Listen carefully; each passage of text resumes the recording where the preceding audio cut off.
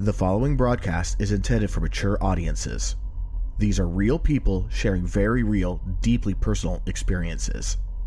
This content may be considered triggering for others and for those who are sharing. The chat room is a privilege intended for discussions and sharing. You are not being asked to agree, but you are being asked to stay civil and refrain from personal attacks. Listener discretion is advised.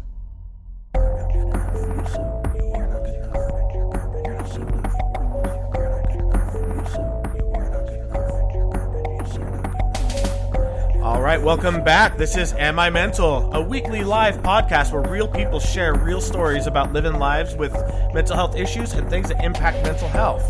I am your host, E. With us, as always, is our co-host, Bexy. And as we do every week, we got to pay the bills around here, so everybody, share episodes. If you have any episodes that resonated with you or you think will resonate with someone else, please share them. Especially if you think it's going to resonate with someone else. This podcast has already been credited with saving some lives. It would be great if we could keep saving lives and keep letting people know that they are not alone, that they do have a place they can join and listen and get along with others and talk and whatnot. If you want to help us beyond that, by all means, go to mimental.net/donate. There's a number of ways you could donate there. And if you want some products, we do have a Teespring store. Where it says Teespring store, that is a link. Click on it. We have tote bags, stickers, shirts, hoodies, all sorts of stuff. And if there's anything you'd like to see, just let us know and we'll go ahead and get it. And without further ado, we have our guest, Courtney. So Courtney may cut in and out a little bit. They are on the road right now, but the connection's been pretty solid. So, Courtney, why don't you introduce yourself, tell us a little bit about yourself and what we're going to be talking about.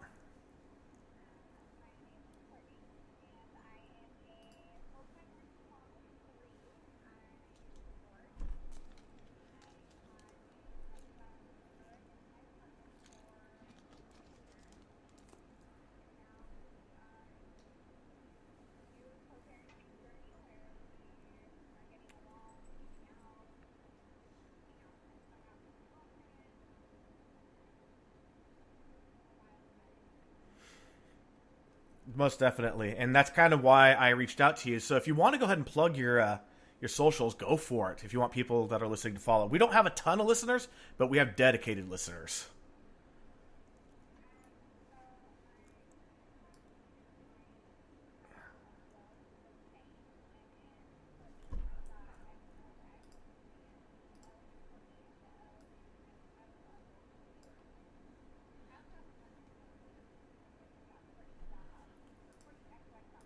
Uh-oh, people are saying they can't hear anything. Let me see what's going on.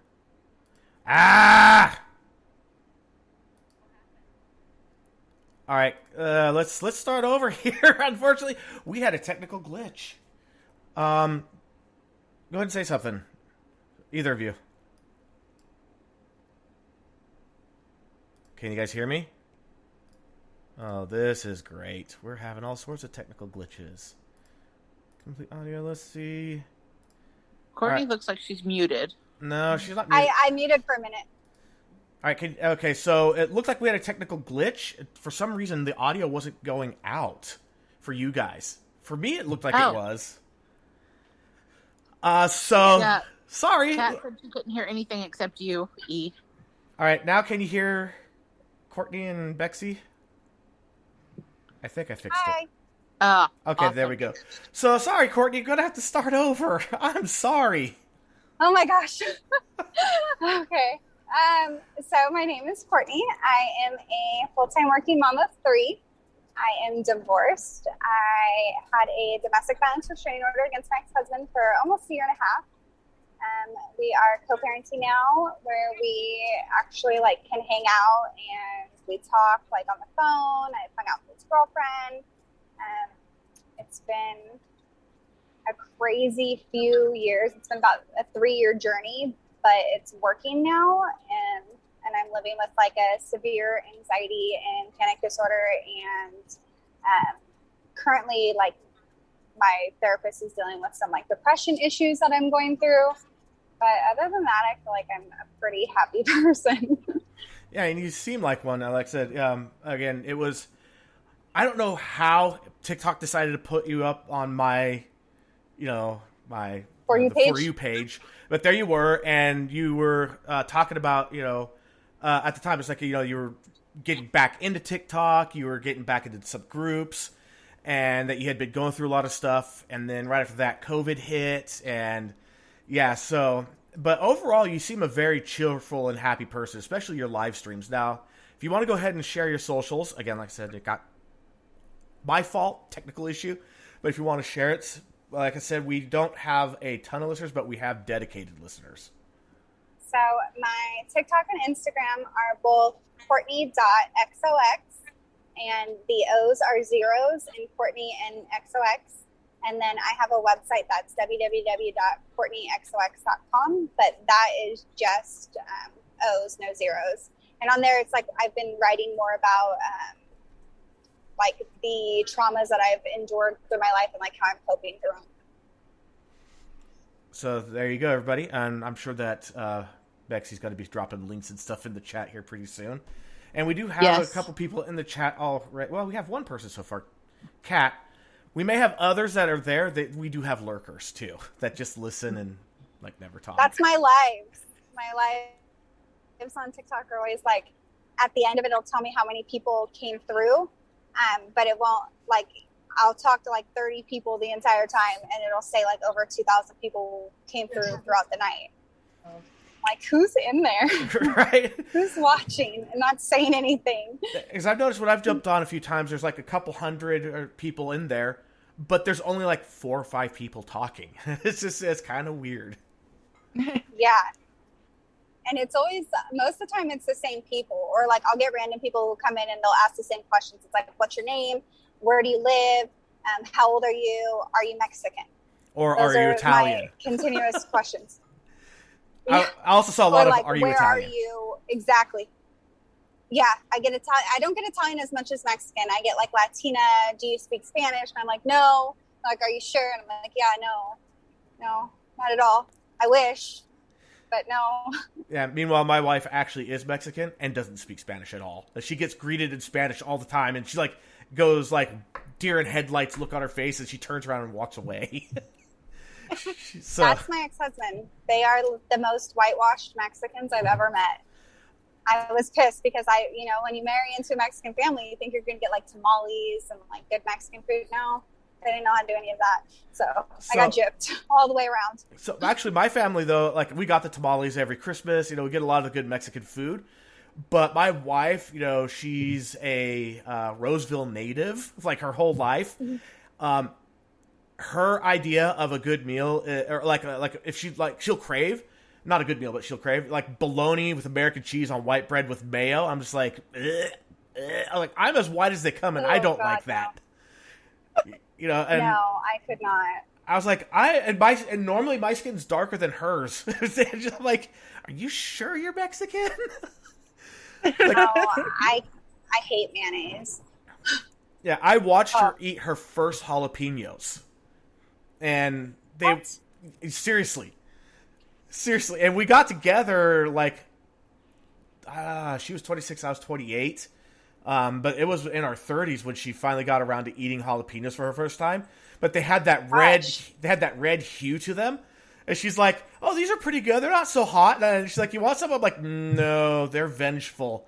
And she's like, "I don't know what you mean by that." Next day, I get a text message. Now I know what you mean by vengeful. I was like, yeah.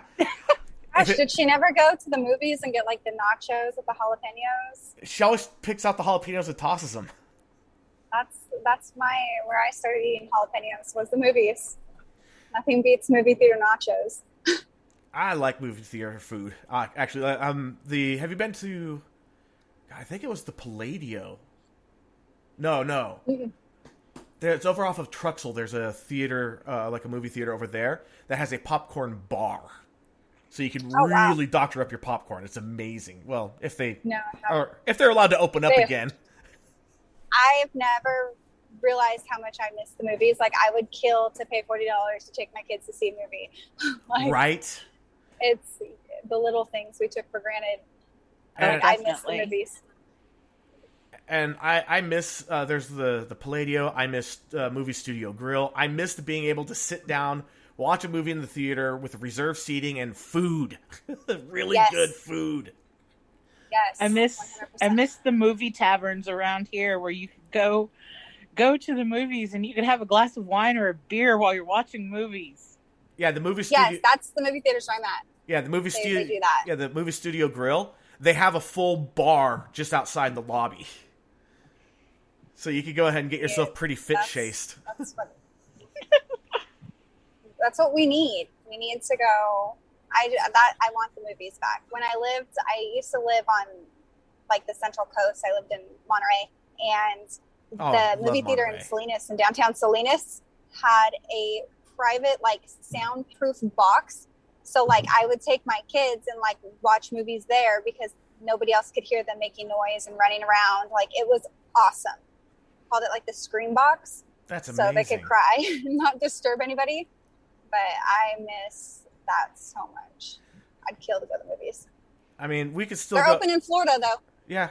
Well, we still have drive-ins here, so. Yeah, we have a drive-in theater here. Yeah, I mean, no, it's not the same. It's not the same. I want to sit in the reclining chair with my popcorn, my glass of wine, my pretzel, and my box of chocolate-covered raisins. There you go. Good. That's perfect. Fuck, I hate COVID. Oh, yeah, we can be explicit here. We have the explicit tagged on, so if you feel the need to drop a bomb, go for it. I tend to cuss. I try not to, but I've been cussing since like second grade. I grew up with cussing parents, so in like second grade, me and my friends all went to like the back of the school and would say every bad word we knew, and like none of it would make any sense. We just throw it all out there. So it's kind of like on. I'm hardcore. Is it kind of like on iRobot with the one kid? It's like you don't know how to cuss. Stop. Yes, and like I caught my son cussing, and you know, like I laughed like behind after I got him in trouble. But he said it right. Like his friend was over and they were gaming together, and his friend was like, "Get the creeper, get the creeper." And my son was like, "You're the creeper, bitch." And I was like, "Oh, dude, that's funny." I hit the door open, and he's like, "I didn't say it." And I just happened to be filming because I was trying to get a cute video of them to send to his friend's mom, and I'm like, I recorded it. So I played it back for him, and I'm like, "You still trying to tell me you didn't say it?" And he's like, "I did. I'm sorry." And I was like, "Oh man!" And then my 4-year-old told me the other day that her brother dared them to say "motherfucker." Damn. And like he kept saying it, and I was like, "What the hell?" Like, no, be better than me. So don't say bad words. My 5-year-old was getting frustrated at my 3-year-old. You know, I have I got remarried, and these two kids are from my new marriage. You know. And she was getting pissed because he wouldn't get off of his bed so she could make his bed. She really wanted to make her bed and his bed. And she's there going, "Greg, get off the bed. Greg, get off the bed. Greg, get off the bed. Greg, get off the fucking bed." And I was in the bedroom with them. I was just like, whoa. I'm like, we don't say that. And I had to sit there. It's like, "Do you know what word you said that was bad?" She's like, "I don't know." I'm like, "The word fucking is bad. You don't say that. That's a grown-up word." Then I went out and so hard. Yeah, I went out and told. To laugh. Oh God, yeah! I went out and told my wife. I was like, I gotta give her credit. She used it right. Yeah, they use it right. You just. It's so hard to parent in that moment because like I have to like control myself because I think it's hilarious. But, oh yeah, like my now 26-year-old. When my ex and we had our rehearsal dinner. Her cousin was going to do the singing for us because she's like, she had aspirations at Broadway. I don't know if she ever made it or not because we divorced. But she sang the theme song from Titanic. You know, "My Heart Will Go On." And I was in the house and she was singing outside on the patio, and all of my groomsmen were with me and my best man. And my boy popped off with, I mean, he was like 7 maybe. "What the oh no, not even 7. He was 5. He's like, "What the fuck is this shit?" They all started laughing their asses off. I had to play, you know, grown up. Yeah. I had to look at them and I'm like, "Get out," to all of them. Then I had to sit down, you know, "That was really mean. Imagine if you were doing something that you really loved and someone said that to you." And he's like, "Do I have to go and apologize?" I'm like, "No, you only have to apologize to me because, you know, we're the only ones that heard it, but you don't really need to do that. She didn't hear it. Just be more, polite and all that. He's like, okay. And he walked off all feeling bad. As soon as he was out of earshot, dude, I was in tears laughing so hard. Oh my gosh, I would die. Like that would be a situation where I wouldn't be able to hold it in. I'm like those people that like, I laugh at funerals. Like I am super inappropriate like that. I can't contain it. So basically, if I ever saw you at a funeral, if I start playing the Jack in the Box song, you're going to lose your shit. Yeah, pretty much. I mean, I went to a funeral one time for a kid I grew up with. He got killed in a motorcycle accident. Oh. And I go to this funeral and, we're all sad. And like, it was like shocking because when we walked in, there he was. Like, in Catholic churches, how they have the 2 doors to go through. Yep. You walk in the first door and boom, there he was before you go into like the church. And we were all like, oh my, like we were not expecting that. So we go in and I sit down and there's this like, and the whole thing's in freaking Spanish and I don't speak Spanish. So I was like, crap. But there's this little old lady behind me making the weirdest sounds. And I was trying so hard to contain myself, but she just wouldn't stop. And I laughed and then I felt like an asshole. But it was freaking hilarious. Like it was her fault, not mine. All right. So one more little story that we should probably get back on topic, but it has to do with funerals, Catholic Church. My grandfather passed away, and he had 10 kids. 6 boys, 4 girls, and yeah, big family. Hey, the Catholics, every sperm is sacred. So,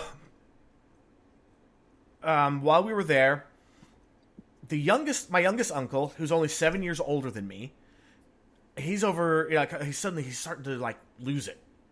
And he looks like he's just, it's during the eulogy. And everyone, we all thought, man, he is really crying. He's really tore up about this.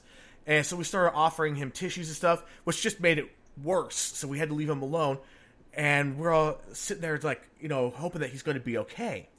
After the funeral's over and we're over at the reception at, his parents' house and where he grew up, we're like, what happened?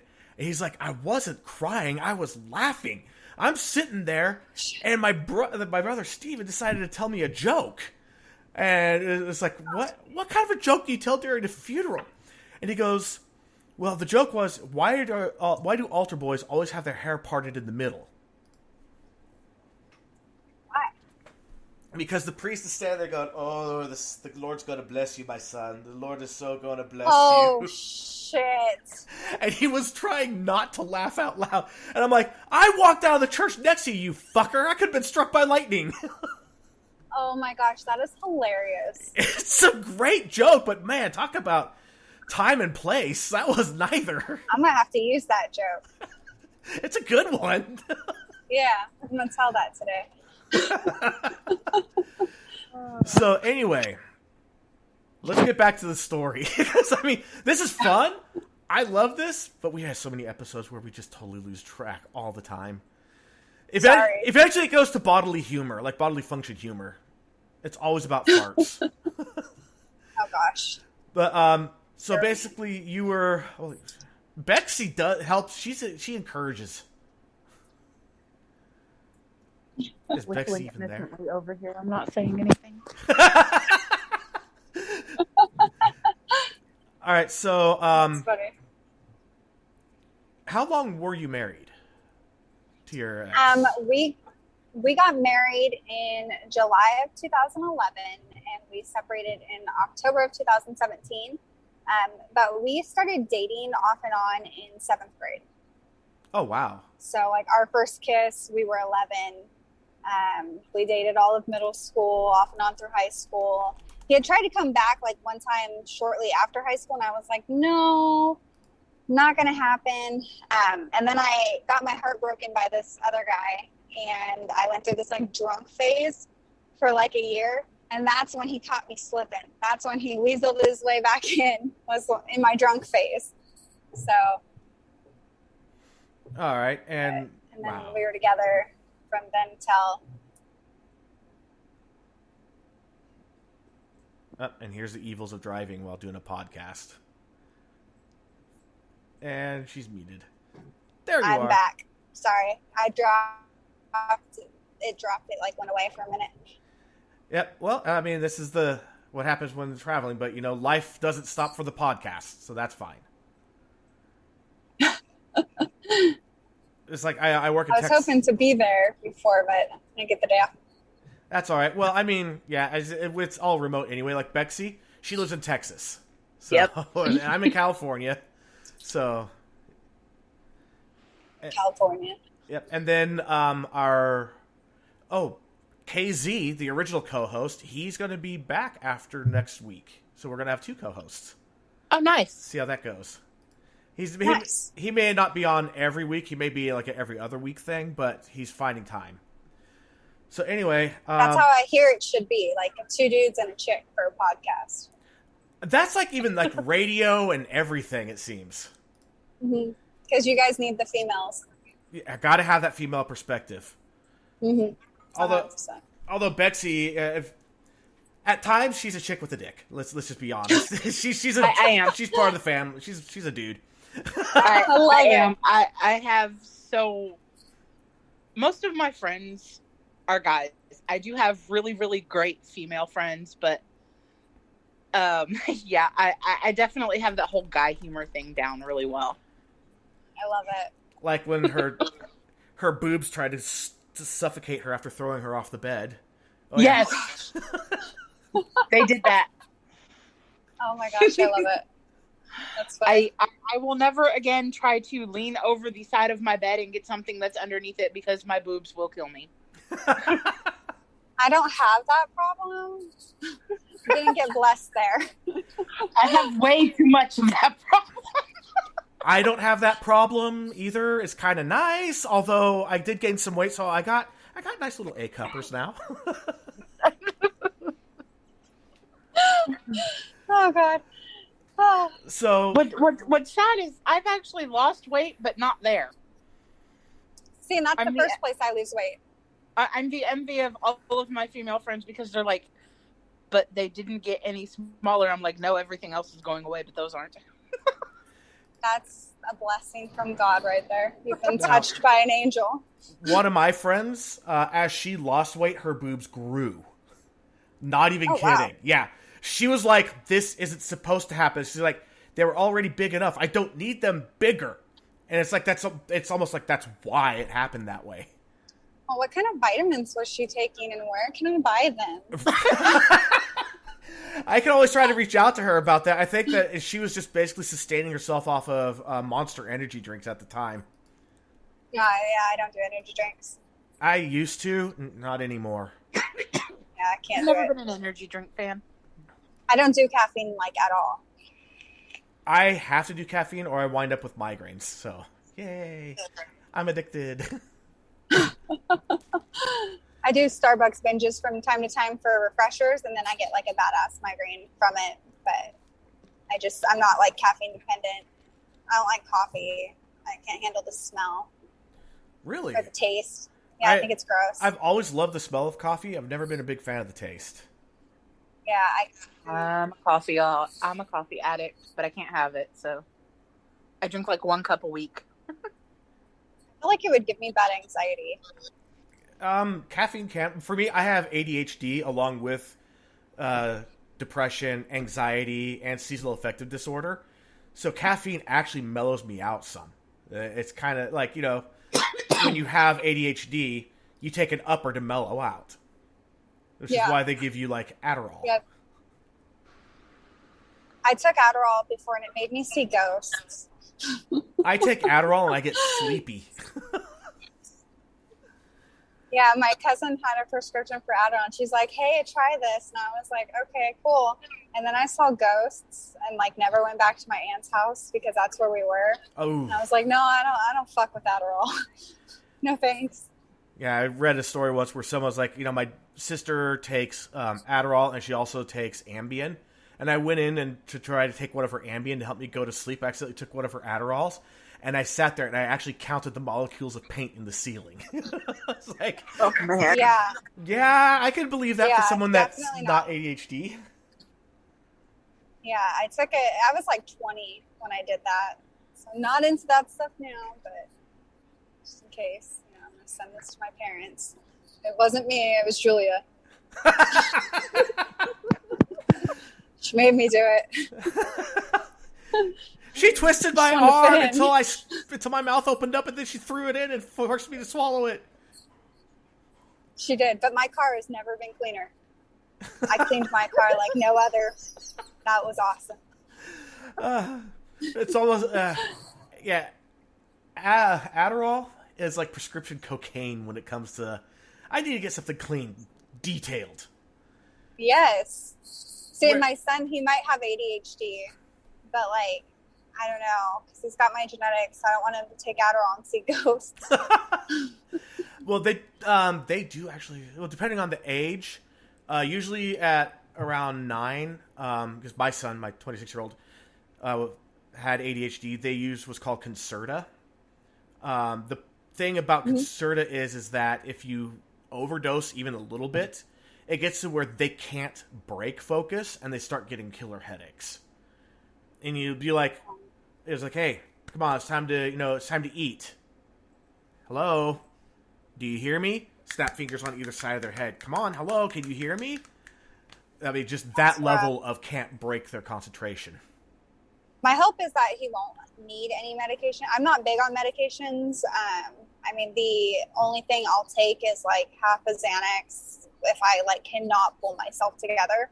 And I mean, like, I've had a Xanax prescription since like 2013, which a lot of people are like, what? Because they don't give you like long-term Xanax prescriptions because it's so addictive. Yep. But like, I don't have an addictive personality.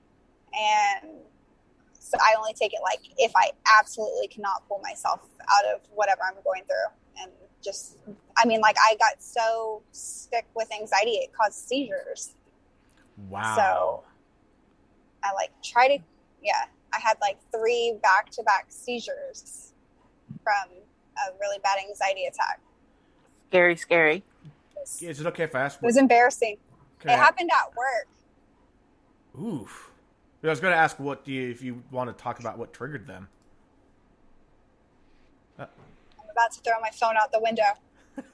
Is it okay if you ask what? Sorry. I was going to say, is it okay if I ask what triggered those anxiety attacks that got to that level?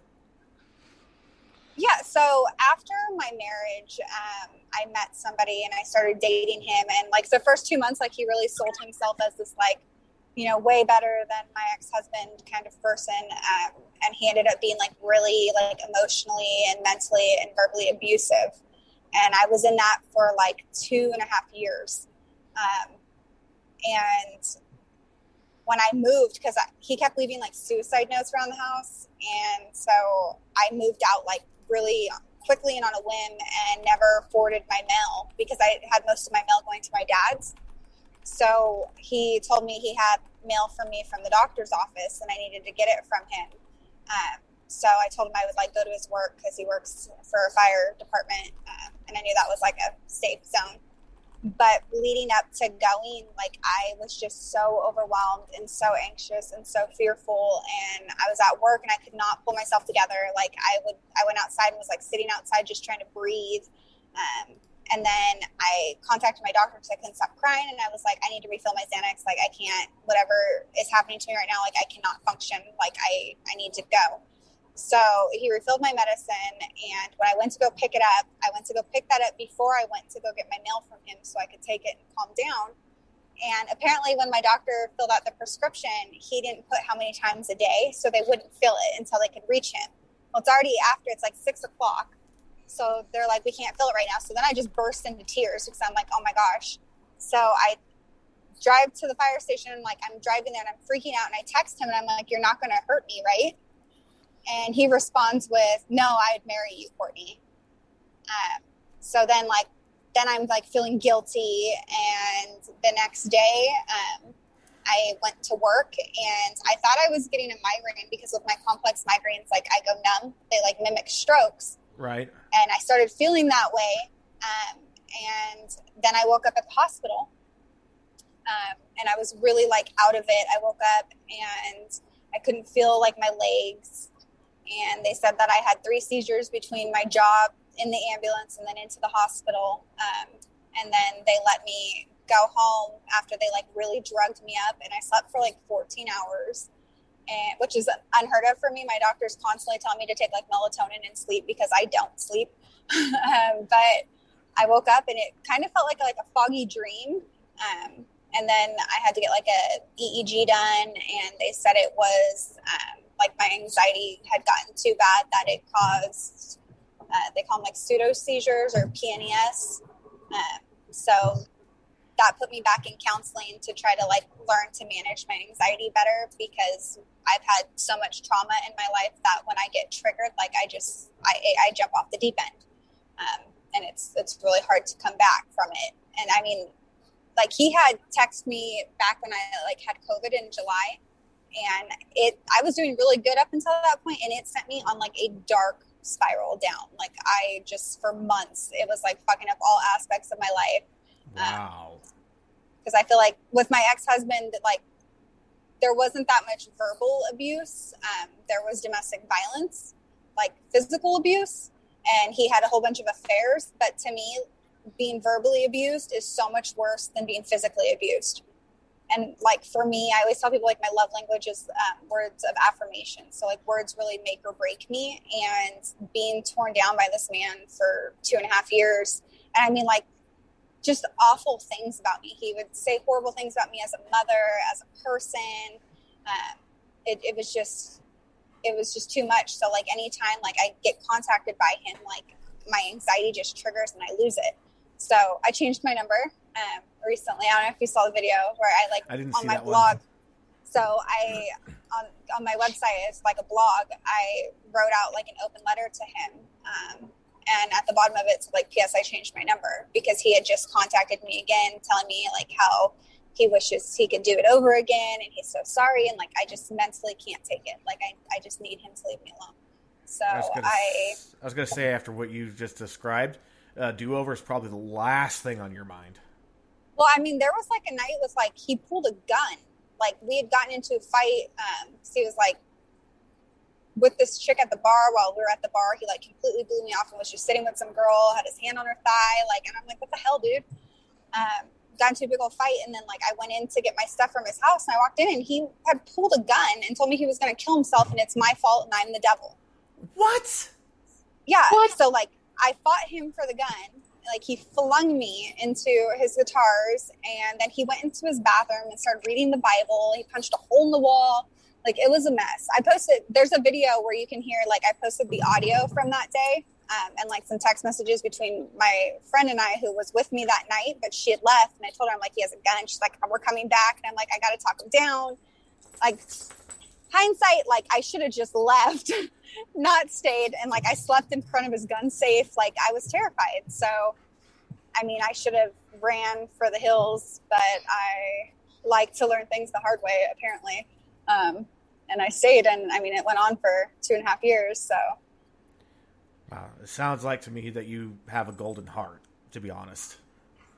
Yeah, that's my downfall, is that I don't know why, because my parents are like really great at holding grudges. They're really good at being like vindictive and angry, and I'm just not. So that's where I get screwed over the most. Like with my ex-husband, if he put his hands on me, you know, a week or two would go by and I'd get over it. With this guy, he would tear me into pieces, and then I would get over it in a few days. And then, you know, I got to the point with him where the only time we got along is if like I never spoke.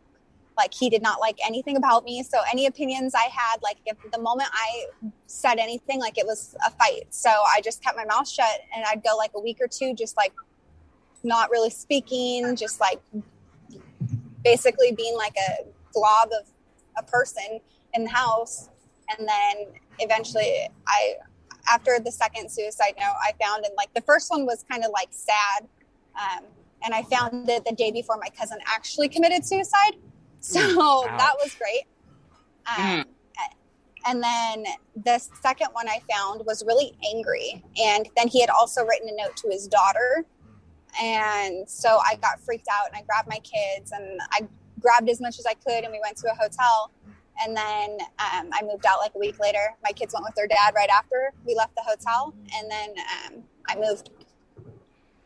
But it's been over a year, and every like so often he'll like shoot a text message like, I'm so sorry, I wish you knew the man I am now. And like it makes it, he knows how to like manipulate me because I feel guilty. Like I'm not somebody who likes to hurt anybody's feelings. And so when he's saying those things, like I start to feel really guilty and like I'm doing something wrong by not wanting to be with him. So, and then it's like starts the whole cycle of like my anxiety. And like, I mean, it's at the point with my depression because of all this that like my doctor wants me to get on meds. And like, that's not something, I mean, I got diagnosed clinically depressed at 16 and I've not ever been on like medication. So the fact that it's like affected me that much, like I had to like just change my number.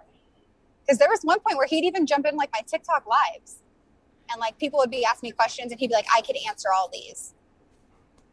Yeah, but that's not his place. Yeah. And I'm like, maybe you can't because maybe I like a different candy bar. Okay. You don't know me.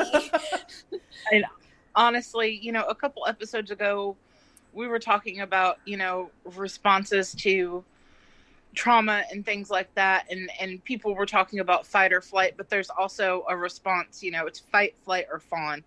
And you sound a lot like me when you would get, you know, stressed out and anxious and you just kind of shut down and you're like, okay, if I just make myself small and quiet and they don't notice me, then maybe they won't be, you know, trying to tear me apart and things like that. That fawn response is really, you just freeze and you're like, oh my God, what do I do? And kind of like a fawn in the wild, you shrink down, hide among the bushes. Yeah. And then I have a dissociative personality disorder where like I pull myself out of my trauma. Like people will always trip out on me when I would like a lawyer one time, I was explaining to him every moment of domestic violence in my marriage. And he's like, what's going to hurt you is the fact that you speak about it so calmly.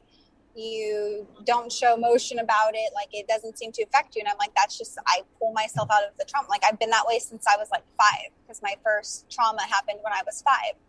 And my mom used to get pissed because she'd try to yell at me and I'd disassociate and she'd be like, hello, is anybody in there? And I've always just pulled myself out of it. And so I think with this ex, like it's still like a fresh trauma for me that I haven't been able to completely disassociate and like reevaluate the situation where it just triggers me and I just can't function.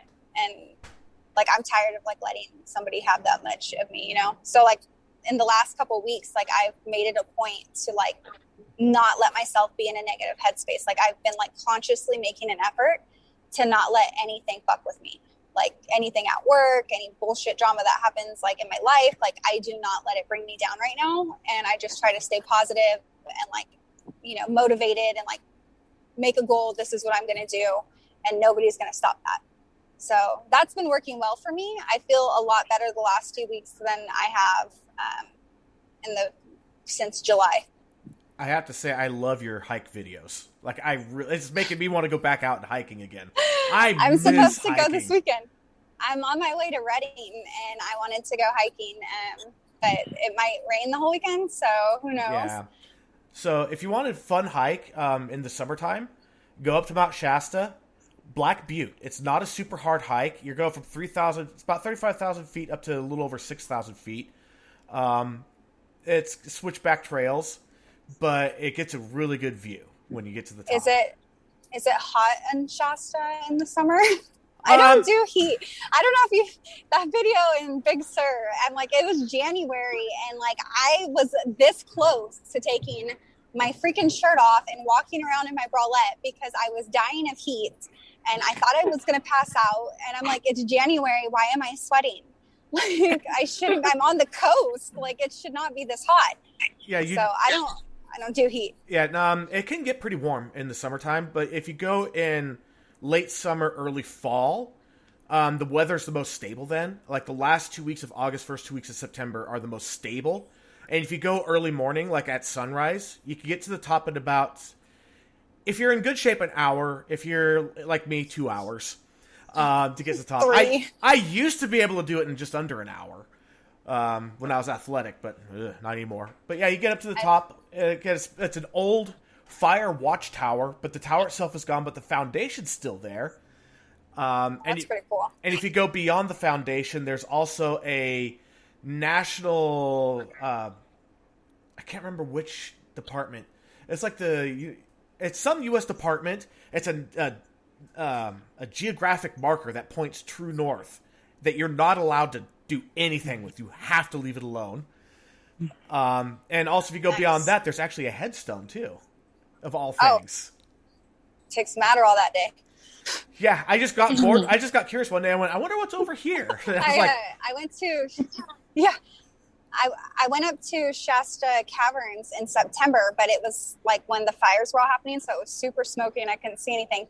But like that one I enjoyed. Like I have this like weird competitive streak in me where I'm in competition with people who don't know I'm competing with them.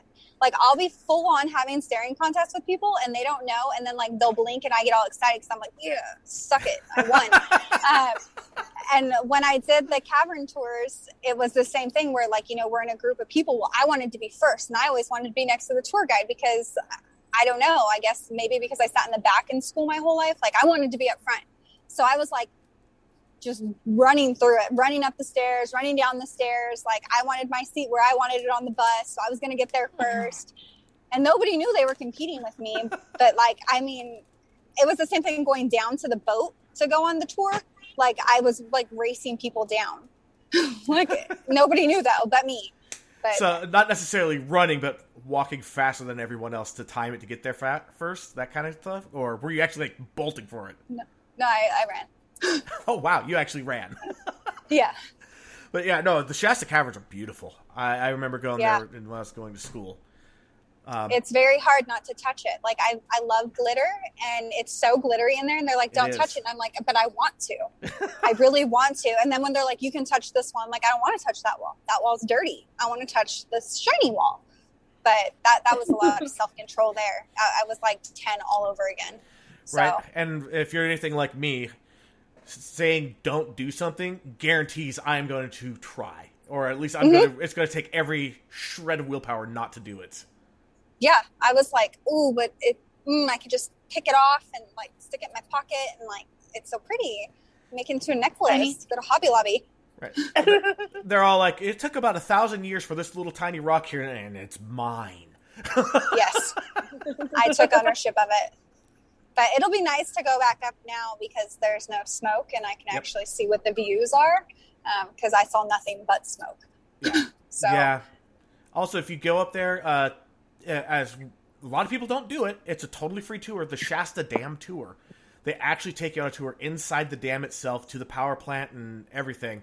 And there's a spot, a really long hallway that when they close the door, because it is so climate controlled, and this is purely by accident, you can actually hear the sound of a sound wave passing by when they clap their hand.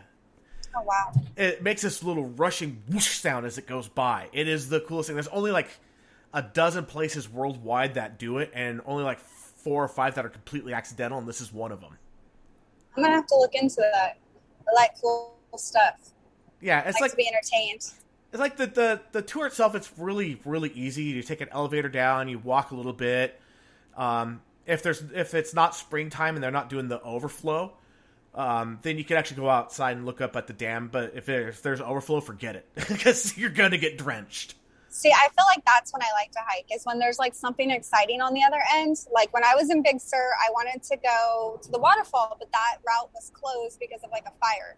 So I just go on the Valley View. And I complained the whole time because the second I started walking, I was like, whose idea was this? Why am I doing this? Like, this sucks.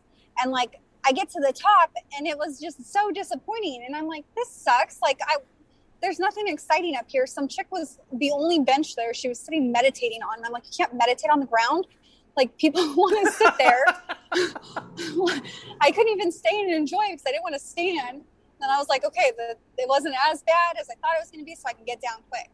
But I feel like if there's something exciting to see, like, you know, going and touring the caves or going and finding some wavelengths, that's cool. I do that. Yeah, that sound wave thing was the coolest part of like the whole thing, and like everyone just wants to clap afterwards because they all want to do it. It was freaking cool. I want to do it. Another really cool hike. It's not a very long hike in Dunsmuir, Mossbury Falls. Where's Dunsmuir? Dunsmuir? It's Dunsmuir. It's north of Reading, just south of Mount Shasta, like 11 miles south of Mount Shasta. I'm like born and raised California, but like I don't know anything. Like in my hometown, like I can drive that place like no other, but like I couldn't tell you any of the street names. Like I don't know them. I just know where to go. I've forgotten 90% of my hometown street names. I remember just a few. Yeah, my dad's always like, you're the worst person for directions because you're like, oh, it's where I threw my gum out last week. You turn there. And I'm like, well, like it's that turn. Like it's the turn. I don't know. I don't know the street name. I know like main roads, but like all the others, it's just like muscle memory. I know how to get around. Yep. But I'm like, California, people are always like, oh, I'm from here. And I'm like, I have no idea where that is. Like geography wasn't my thing. And like, I live in a bubble. So meanwhile, little anxious bubble. Meanwhile, I loved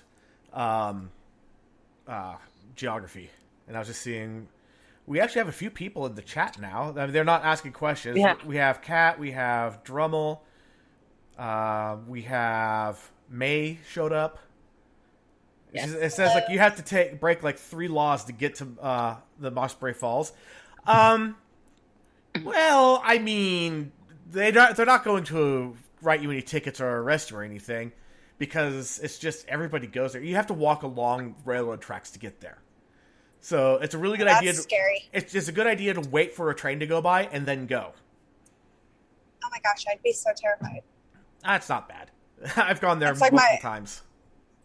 I never want to be one of those people that gets hit by a train. I have this so with my anxiety disorder, I have like a severe panic disorder where I constantly think everything's trying to kill me. And everybody, like I freak out in crowds because I'm like, somebody has a gun, somebody's going to shoot us. Even when I'm at church, like I'm constantly looking at who's moving. So like walking on a train track, I'd be terrified. Like I was washing my face last night and I forgot to close the bathroom door. And so I opened my eyes with the soap in it so I could check my shower because I was so scared somebody was in there. The panic for me is so real. I'm so terrified of freaking everything. It's awful. As soon as you just said, open your eyes with soap, I could feel my eyes turning red just thinking about that. It was the craziest thing because I could feel the anxiety building up and I was like, oh my gosh, I didn't check the shower. I didn't shut the door. What if somebody's in here? I didn't check the kids' closet because I was home alone. And I'm like washing and then I was like, nope, I have to close the door. So I opened my eyes and like looked around, opened the shower, locked the door, and then hated myself, but finished washing my face. Gosh. If you went live after that, people would be like, are you stoned? Your eyes are red. No, soap in my eyes. How'd you get soap in your eyes? I don't want to talk about it. It's too fresh. I don't think I could ever go live without makeup on. People are too mean on the internet. People are awful on the internet. I should know. Oh, people are horrible. I've been banned from Twitter, but it's Twitter. Who cares? Hey, that was like my biggest fear. I've never had like public social media. I got really bullied growing up, and like when AOL chat rooms were a thing, or like AIM, like the girls that I went to school with would like make chat rooms about me, or like make their away messages about me, or like harass me through AIM, and so that's awful. I've never been comfortable being like public on social media, and I'm really like picky on who I allow on my personal social media. I have like I think it's like 118 friend requests on just like my personal Instagram that are people I went to school with that I just won't add. Like, you were mean, I don't like you, like not gonna happen. Just because we're out doesn't make that go away. Right. So having like a public TikTok, and then I made like the public Instagram with it because people kept asking me for my Instagram and I didn't want them to find me. So I made the Instagram TikTok one. But the first video that went like semi-viral, like I freaked out. And I was like, oh my gosh, like people in school are going to see this. Like people are going to judge me. I'm going to get mean comments. Luckily, TikTok has like a sweet little feature that blocks mean comments, most of them. But if you don't use like the keywords and you still find a way to say some fucked up shit, it gets through. So on like my bigger viral videos, like I get a lot of hate on them. So I am like constantly deleting and blocking people. Like my block list on TikTok is freaking huge. So every video I post, like I like obsessively check my comments because I'm just terrified of somebody just being mean. Well, I mean, hate the internet. Honestly, you gotta, the way I've looked at it, you know, my entire career has been online. Like when I first started working, you know, full time, my very first full-time job was for an internet provider back in the 90s when 33.6 modems were the fastest you could get. So like AOL. Yeah, AOL, CompuServe, and Prodigy were like the big ones, and we were just this little tiny internet provider, little mom and pop shop. I literally worked in their basement. But it was awesome. It was like one of the best experiences I ever had. But it's just, you know, one thing that you have to learn is that people who go out of their way to be mean to perfect strangers, what is wrong with them that they are so miserable that they have to try to bring other people down? Agreed. I don't get it. Yeah, it's like I've had plenty of mean comments, but I'm also like, Bexy could attest to it. I have a super thick skin, and I revel. When someone gives me bad comments, I'll go right in the mud with them. And I usually come out on top. But at the same time, there are a lot of times where I'll get some, and I just don't feel like dealing with it. I'm like, I'm sorry that something happened to you that put you in this position.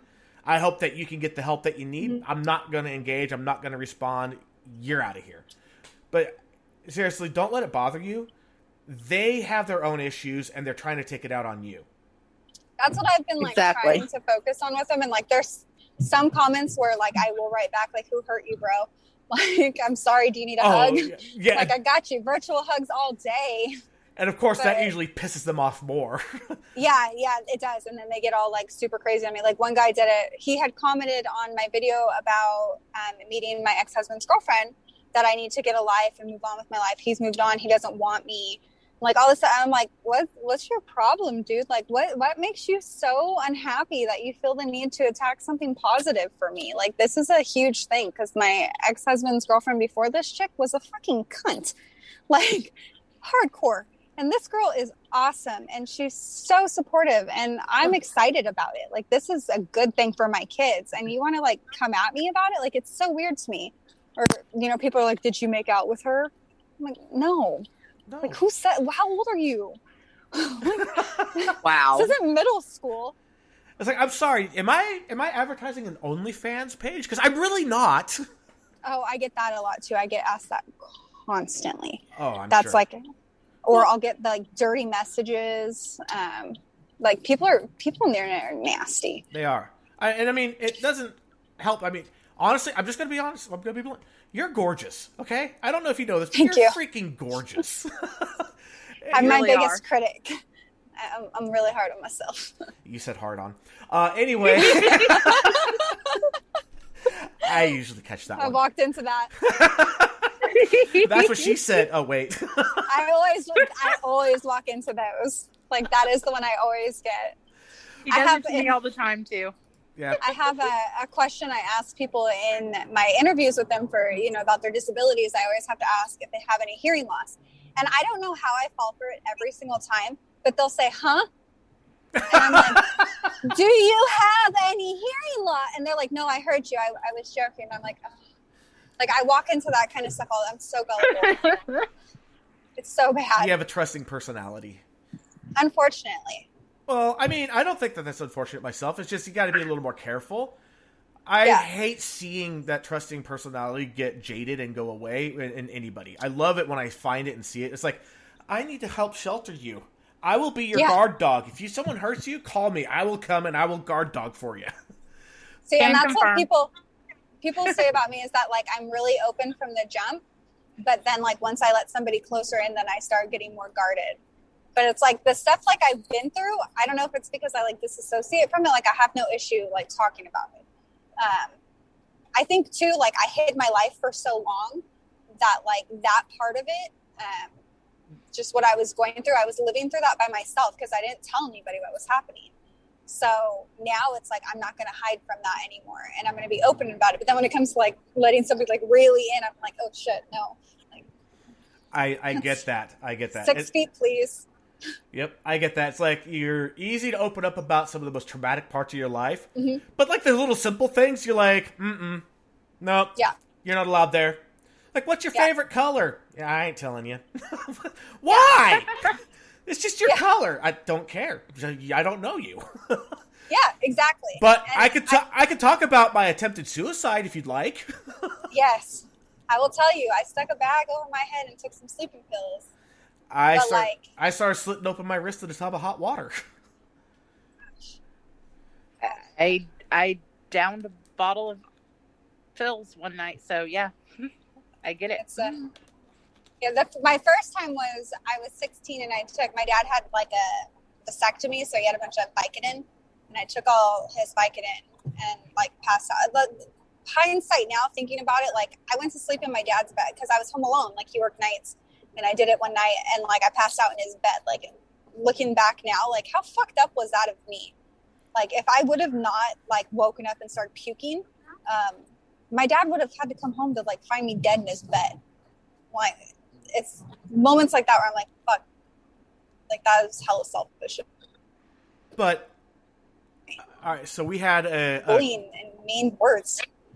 we had a comment. God, was it last week or a couple weeks ago? But we were talking about suicide, and everyone always talks about how it's selfish. And one person said, I've never met anybody who ever attempted suicide for selfish reasons. They always did it because they felt that they couldn't escape their pain, or they were bringing pain to those around them. Usually, they did it to try to relieve the pain of everybody else and themselves. Not exactly fully selfish. And I mean, I agree to that extent, and that's not what I mean when I say selfish. I mean, like, because somebody has to find me. Right. And the trauma that they're going to endure from that. And like, so for my dad, I'm his only kid, and I was raised by my dad. My mom, she's always been like my friend, but she was never like a mom.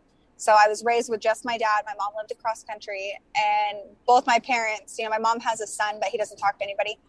Both of them are like, if something happened to you, we'd kill ourselves. Like, I'm like, that's a lot of pressure. Right. To like drive safe, make sure I wear my seatbelt, and like that's a lot on me. But just like the trauma that would cause and like the ripple effect of it is like, that's the like selfish thinking. Like, I'm not considering what's going to happen to the people who love me. Right. And like, rather than like trying something else, like I was ready to just give up. And I mean, it sucks to ever get that low. And I've been that low too many times in my life. Luckily, don't research enough, apparently. I don't know. Haven't been successful. And I feel like that's a blessing, because now like I'm open about what I go through. And like, I have people who reach out to me and like, I help them through it. Like a girl I grew up with, when I spoke out about the domestic violence, came to me and was like, my husband's on drugs and he's abusing me. What do I do? And like, I helped her not only like put him in jail, but she got custody of her kids and a divorce. Oh, so right it's on. like those moments where like my traumas are helping other people is like what makes it all worth it. And like, if I would have been successful, like those people wouldn't have had that help, or just people who reach out and are like, I'm so thankful that you spoke out. Like, I don't feel alone anymore. And that's exactly why this podcast exists. Exactly. Yeah. Exactly. Like if I was successful, I never would have met Bexy. This podcast never would have come into being. Yeah. I wouldn't have met my current wife. I wouldn't have my 2 new kids. And I would have left other kids behind. And I'm wondering, why did Daddy kill himself in the bathtub? Yeah. 100%. My son in his kindergarten class, right before school started, one of the kids in his class, his dad committed suicide at the park in front of the school. Oh, what the hell? And like we would go on like walking field trips to that park, and like I would freak out because I'm like, does that kid know? Like like it just seems so morbid to like take this kid to this park. But it's just the thought of like, everybody I would hurt if that happened is what makes staying and fighting, worth everything it's worth. And life does get better. Yeah, 100%. I feel like I'm in the happiest, most healthiest part of my life that I've ever been in. Funny how when you open up, you kind of get that way, right? Yeah. When you stop living in it. And that's why, like when you're with like a narcissist, you know, they tell you need to let it go, you need to move on, stop talking about it. But it's like, no, because I didn't talk about it. And that's where you had your power, is I stayed silent. And now I'm not going to be silent. And I took my power back, and it's going to help me be better. But life is freaking crazy, dude. It really is. It really, I mean, just, you know how sometimes it's like you could really kind of play like connect the dots. Mm-hmm. Had I not decided one day that I was not at school, you know, I was a super senior. I didn't graduate my first attempt of senior year of high school. I failed one semester of history and one semester of English, so it was easy enough for me to get caught up. And after I got my credits, I had to go to a continuation school for a GED. But the principal came up to me about a couple weeks before the midterm graduation, said, "Hey, we're actually going to be accredited by the end of the year, which means that you'll get a diploma instead of a GED if you want to go ahead and maintain your attendance." I'm like, okay, well, what do I have to do? Like, one class per week. Just show up one day per week for one class, and that'll be it. Okay, done. Now, my sister and I, we really did not get along. You know, we were both teenagers around the same time. We're only 3.5 years apart. So we had some serious sibling rivalry. And she needed to go up to the high school one day to get some stuff for an assignment that she had due. And normally I would have been that asshole that been like, ha, fucking walk. I don't care. Yeah. But for whatever reason, I went, fine, I'll give you a ride. And I go up there and give her a ride. And at what they called the smoker's hut, it was a little gazebo just off the property. This one person that I'd always liked, you know, I was always friendly with, called me over, and she's like, "We're friends, right?" I'm like, yeah. And she's like, "Will you take me to the movies this weekend?" I was like, okay, why not? Sure, I have nothing going on. You know, it's better than doing absolutely nothing. And, well, she wound up being my wife. Wound up having a kid with her. We moved to San Diego together. We split up in San Diego. She moved to Sacramento. I followed her. I attempted suicide. My current wife attempted suicide pretty much the same day. We both got out of different hospitals at the same time. We had a mutual friend that had us meet so we could talk to each other, and we fell in love with each other, and we wound up getting married. Had I not been nice to my sister that day, I wouldn't have what I have right now with this podcast and everything. Just that really weird broken road. Crazy. Right? Oh my gosh. Life is so weird. It really is. Like, I never would have attempted suicide in my bathtub. I never would have been... I never would have heard my daughter in the background on the phone call when So I was in the bathtub. I had the knife. I was getting ready to start cutting. And the phone rang. And it was my ex-wife. And I was like, she's the only person I'm going to answer the phone for. And I answered and I said, don't bring over the kids. It's going to be a mess. You know, don't come over. Don't bring over... If you do come over, don't bring over the kids. I'm done. And then I heard in the background my little girl go, "Can we go see Daddy?" And I lost my nerve because I was already starting to cut while I was talking to her. And then I dropped the knife, hung up on her, and called 911 on myself. Wow. You know, just such a... I mean, if it wasn't for my little girl, who's now 19, not so little anymore, I'd be dead. So it's just all these little weird things. To, like, call on yourself, though, is, like, that takes strength. I didn't feel like it was strength then. Trust me, I did not feel like strength then. Because that's like reaching out, and that is strength. Like, that takes a lot of courage to, like, know that you needed something at that moment, you know? Yeah. And then I wound up going into the county 5150 tank. I had a 5150 on me, legitimately. They could have held me for 72 hours. And while I was in there, I discovered, like, these other people came up to me and they're talking about, I mean, those cliche conspiracy theories, like, you know, you have to wear foil over your head so the Martians can't scan your brain. I'm like literally had someone talking to me about that. I was like, I thought this shit was made up. You know? No, I worked in a mental health facility with schizophrenics. Like, it is 100%. Like, I had a client who would draw these he was amazing artist, but he would draw these pictures of like mechanics that he believed were put in his body by the CIA, and that he had a chip, and like he'd go take the garbage out and he'd say, "Did you hear that? My shoulder cracked, like it's broken," and then we'd have to call 911 because he'd want to go to the hospital. Like it's full on. Yeah, I like it. I love mental health though. I loved working in mental health. Like it's different every day. Oh, I'm sure. And thank you for doing that. That is awesome. I don't think I could do it. Like, it takes a special kind of person. It really does. I don't think I could either. I loved it. I only had a couple clients that were like really awful. Like there was one guy who, he was just like super gross and never brushed his teeth. And he wrote all over the facility, like on the walls, on the decor, that I like it in the ass and I'm a super freak. And so like when I came in and I had barely, like I just started working there. I came in, my boss was like so scared I was going to quit. And I was like, no, it's cool. I don't care. Whatever. Not the first time I've had something written about me. It's not going to affect me. You're like, that's oh, child's play. You're all nostalgia. Yeah. I'm like, that's child's play compared to the stuff I had written about me in high school. So I'm good. Like, that's great. I mean, I guess I look like a good time. So. Yeah, no, I loved it. Like my wife, she's a OR nurse. She used to be a surge tech. Now she's an OR nurse. I couldn't do it. And I'm not squeamish or anything. No. I couldn't do it. I just, not my thing. I don't feel like, playing around inside of bodies. But no, I couldn't do it. I can't do blood. I did discover the hard way that I can do a pediatric burn unit, of all things. And I couldn't do that. I'd cry.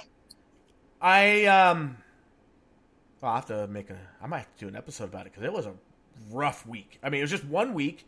I was working for a hospital automation company, and they sent us out to a site that was going critical over in the Midwest.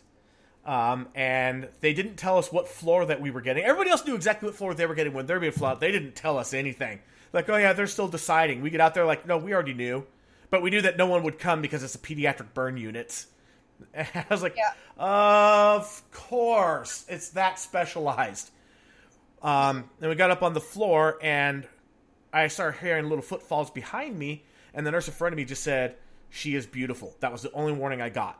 And I turned around, and this little girl, she had to be 7 years old. Second to third degree burns all over her body. She had bandages, covered one eye. Oh. She was in her birthday dress, and it caught on fire when she went to go blow out the candles. Oh, shit. And I just got down on one knee, and I said, "And who is this beautiful little princess?" And she lit up like you wouldn't believe. She was just so happy. And that's what I discovered. It's like, I could do that if I had to. I could be a nurse in that department. I had a kid that was the same age as my daughter at the time. Came in, the boyfriend put the kid in a tub of scalding hot water. Kid wound up 86% third degree burns. Now, the one thing about third degree burns is for every percent that your body is covered in a burn, that's a 1% chance that you won't make it. So this kid had an 86% chance he wouldn't make it. Gosh. And I got to see the mom come in, and I've never seen heartbreak like I saw. She had no idea. She just went to the store and asked him to make run a bath for her son. And then comes back, and her son has to go into the hospital. He wasn't supposed to make it through the ambulance trip. He wasn't supposed to make it through surgery. He wasn't supposed to make it through the night. He crashed 3 times that night, and I had the night shift. But he made it. Unfortunately, about an hour after my shift was over, he didn't make it. Oh my gosh, no, I couldn't. Oh, my heart. I went to EMT school when I was like 18 because I thought I wanted to do medical stuff. And because I like gore, like I thought it was going to be like gunshots and like cool stuff. And instead on my ride along, I got childbirth, and like that was a hard no. After that, nope, not for me. That is gross. And now you've had 3 kids. Through C-sections. Okay. They were C-section kids, so it was all vacuumed out and cleaned up. Like, that baby flew out of this little lady, and I have never been more traumatized in my life. Like, it was the nastiest thing I've ever seen. Like, it was so gross. I just, oh God, it makes my tummy hurt when I think about it. So when my 5-year-old was born, the OB, my wife had worked for him a number of times as a surge tech. So he's like, I don't care. Even if I'm off, even if it's 3 a.m, I am delivering this baby. When it's time, you call me, you wake me up out of bed. I am delivering this baby. Well, see her vagina? Shit. What was that?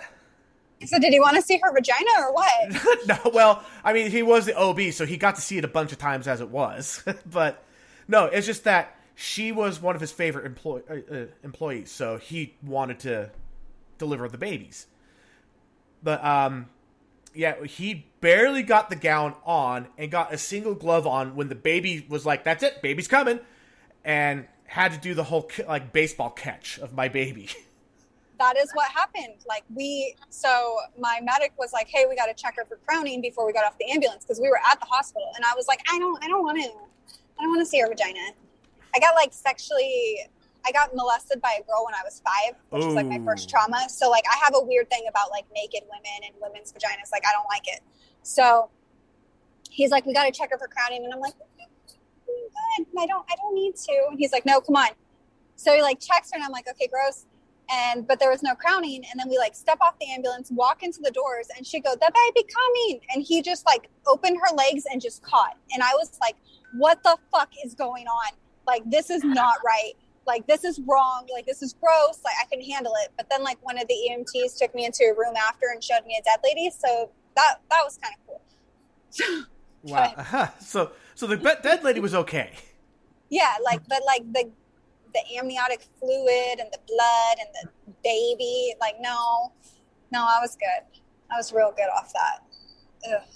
I'm so glad I didn't have natural childbirth. After that was a whole ass person came out of her vagina. Like, that ain't right. I don't care what people say. Childbirth is not natural.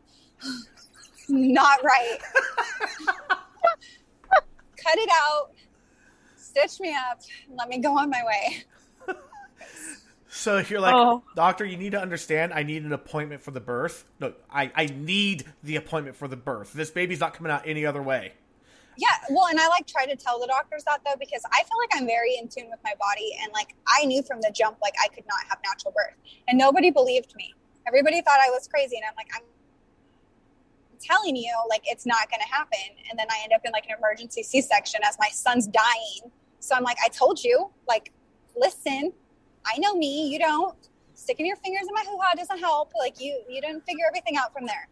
I know. So I luckily had a C-section. So I think my mom said she shit when she had my brother, and that was also like a terrifying thought. Oh yeah, no, that's actually pretty common. I was gonna say that's pretty common from what I hear. Not having children myself, I don't know from experience, but yeah, pretty common. A lot of times, I was gonna say a lot of times, about 24 hours before you give birth, you will get diarrhea because it's your body clearing the way. That's so gross. Like all my kids came early, so there was no like prepping for it. Like, they were all born a month early, but my mother-in-law was my nurse, so like that's awkward. Yeah, no, all of my kids were late. I was a month early myself, but all of my kids Shout out to the 36-weekers. There you go. Yes, the real MVPs of the world. Yeah, and might be biased, but and they're always going like, you know, do you have any problems or anything? It's like, well, okay, I have a lazy eye, but I could do a pretty good job of hiding it. But I wound up being 6'1", so it's not like, it's not like being preemie means you're going to be small your entire life. Well, and see, my preemies didn't come out preemies; they came out full ass grown kids. Like, my son was 6'12", my middle child was my biggest at 7'3", and my youngest was the smallest at 6'9". And like, when the doctor was going to take her, he was like, "I don't feel comfortable sending you home. You live too far from the hospital. We're going to take the baby, but be aware she's going to be small." And I was like, "Let me tell you something, sir. That is going to be a full-grown baby that's going to come out." He's like, "She's going to be, just be prepared." And I'm like, "You be prepared. I know." Because my ex-husband was a 10-pound kid. Ooh, like, he came out at like 1 year old. Like, not right. And I think my mother, so he's one of 5. My mother-in-law had 5 kids and 3 were 10 pounds. Those are big kids. All natural. How'd you not split in half? I don't know, but Ow. I don't want to know. It's like my grandma who had the 10 kids. She was like 5 foot nothing, 80 pounds soaking wet. 10 kids. Not a stretch mark on her. How? That sounds miserable. Like, I mean, I loved being pregnant, but like, no, not that much. Yeah. Maybe like one more, but no. I had to be difficult when I came out. I was an emergency C-section because I had the cord wrapped around my neck. See, my son had it around his neck twice. And then my middle child, she just broke my water at 36 weeks. She's very headstrong and strong-willed, so she started that from the jump. And then my third baby, she was in distress, and when they took her, her cord was tied in like a true knot. Whoa. So, yeah. So, like, my son, every contraction was being choked to death. So when he came out, he was gray. And then my other one, if I would have kept her in and not taken her, she would have died. So I'm like, they don't show that on 16 and Pregnant. They make it look real easy on 16 and Pregnant. Let me tell you, I did not feel prepared.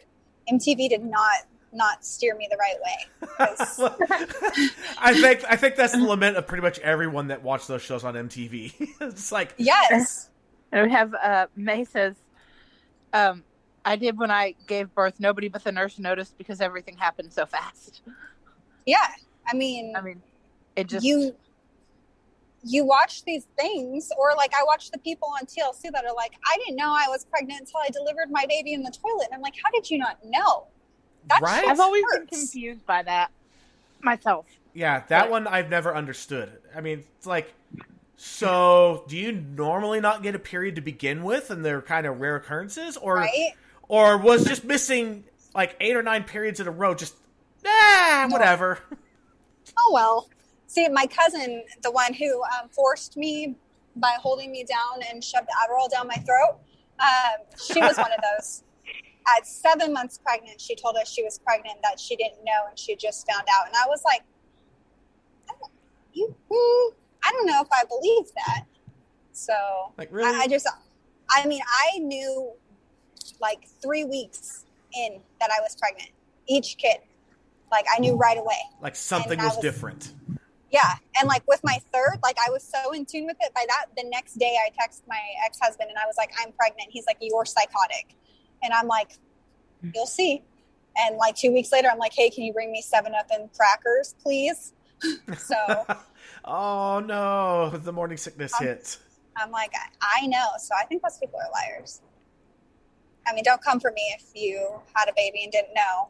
I'm just saying from my experience, I think you're a liar. But, gross. Childbirth. Ugh.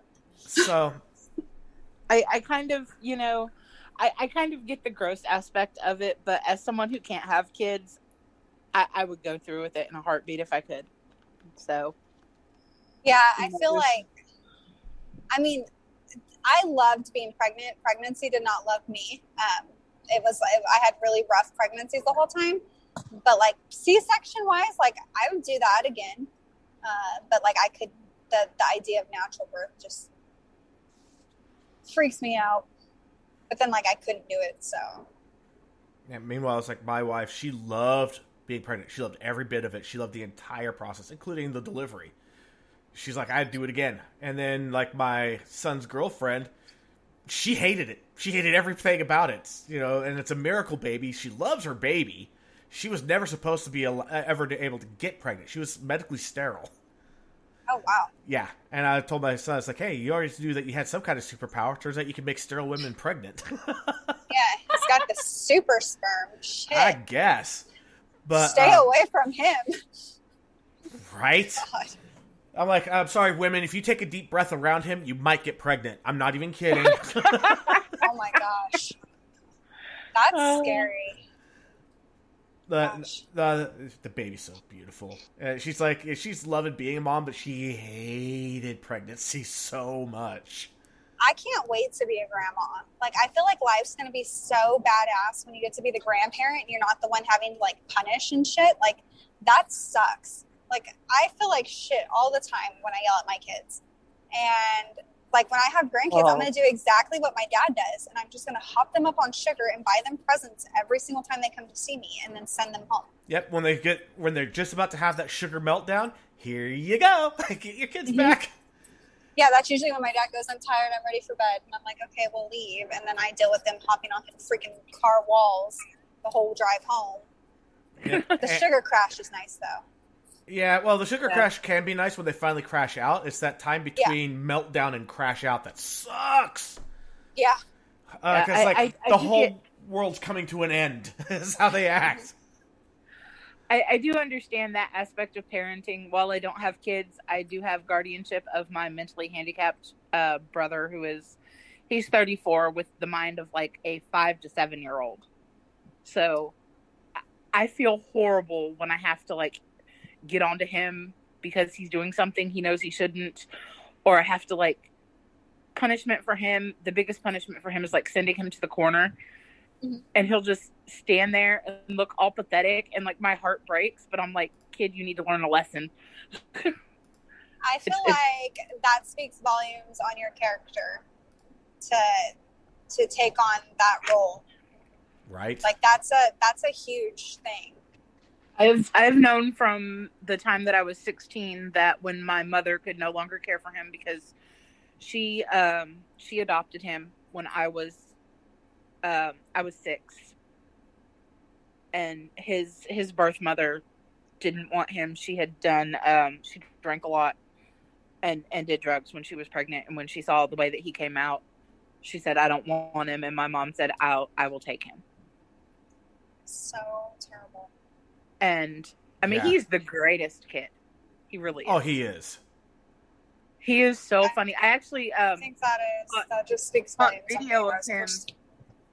I caught video of him tonight. He was eating like this Pop-Tart thing in the kitchen, and he was so happy with it. He was like twirling around in a circle and holding it up to the light, and it's adorable. Aww. What's his disability? He was diagnosed with intellectual development disorder and fetal alcohol syndrome. Because I interview people with disabilities, and I've actually interviewed somebody with those same diagnoses before.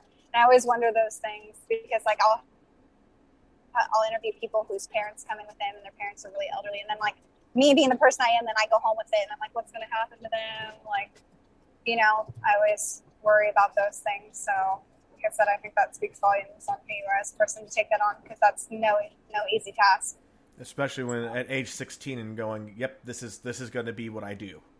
Yeah. That is just... Yeah, I knew. That's huge. I don't know why I've always had that feeling, but and it's never been a feeling of like a burden or anything like that. It's always just been, this is right.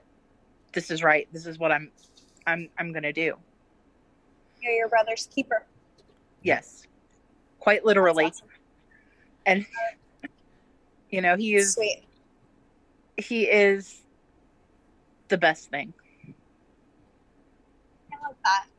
You know what they say? Kids are the most expensive form of entertainment, and Bexy, you're experiencing it. He is probably the most expensive form of entertainment. Definitely. But you know what? It's worth every penny.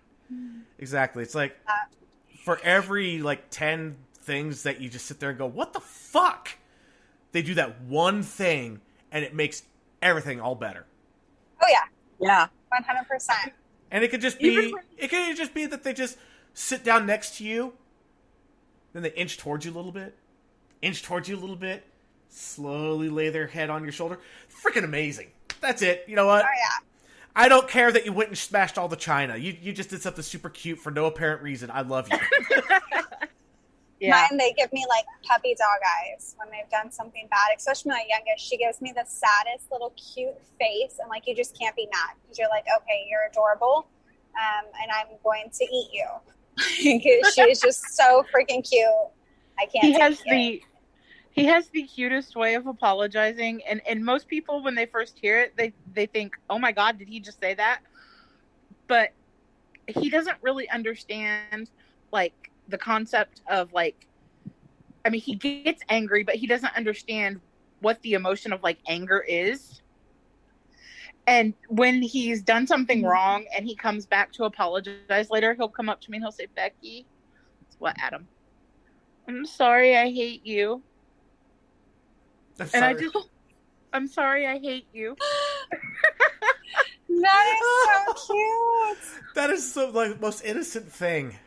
Yes, it is. I mean, and there's certain things he does that I just he can't pronounce certain words. Like he can't say barbecue. So when he says it, it comes out barka-you. And it's the most adorable thing. And everybody's like, "No, Adam, it's barbecue. Say barbecue." And I'm like, "Don't you correct him. It's barka-you." I mean, the fact that you get to live with that forever, that's pretty awesome because, like, when my kids stopped mispronouncing things, like, that's when I got sad. Like, my son used to call the remote his commode and the Christian, and he'd say my bot instead of spot. Like, I loved that phase. And people would, like, cry, and I'm like, no, I want to hold on to that. Like, it's so sweet. It's like, they'll get their corrections when they're in school. Right now, I just want to keep it as is. Yeah, I like that. That's cute. Bet he could say Barcalounger then.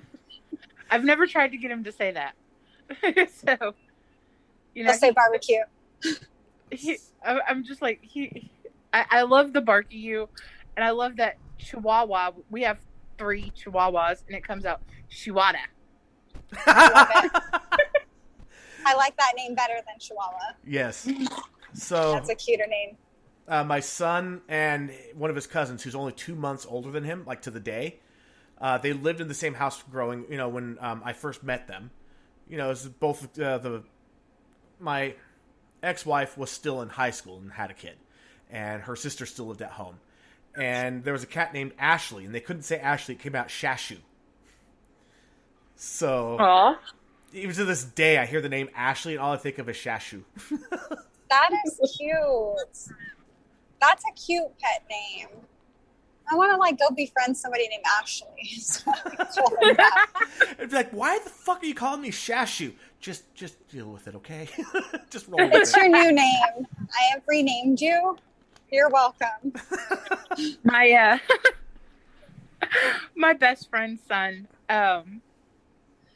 he's 19 now, but when he was first learning how to talk, he couldn't say Becky or Becca.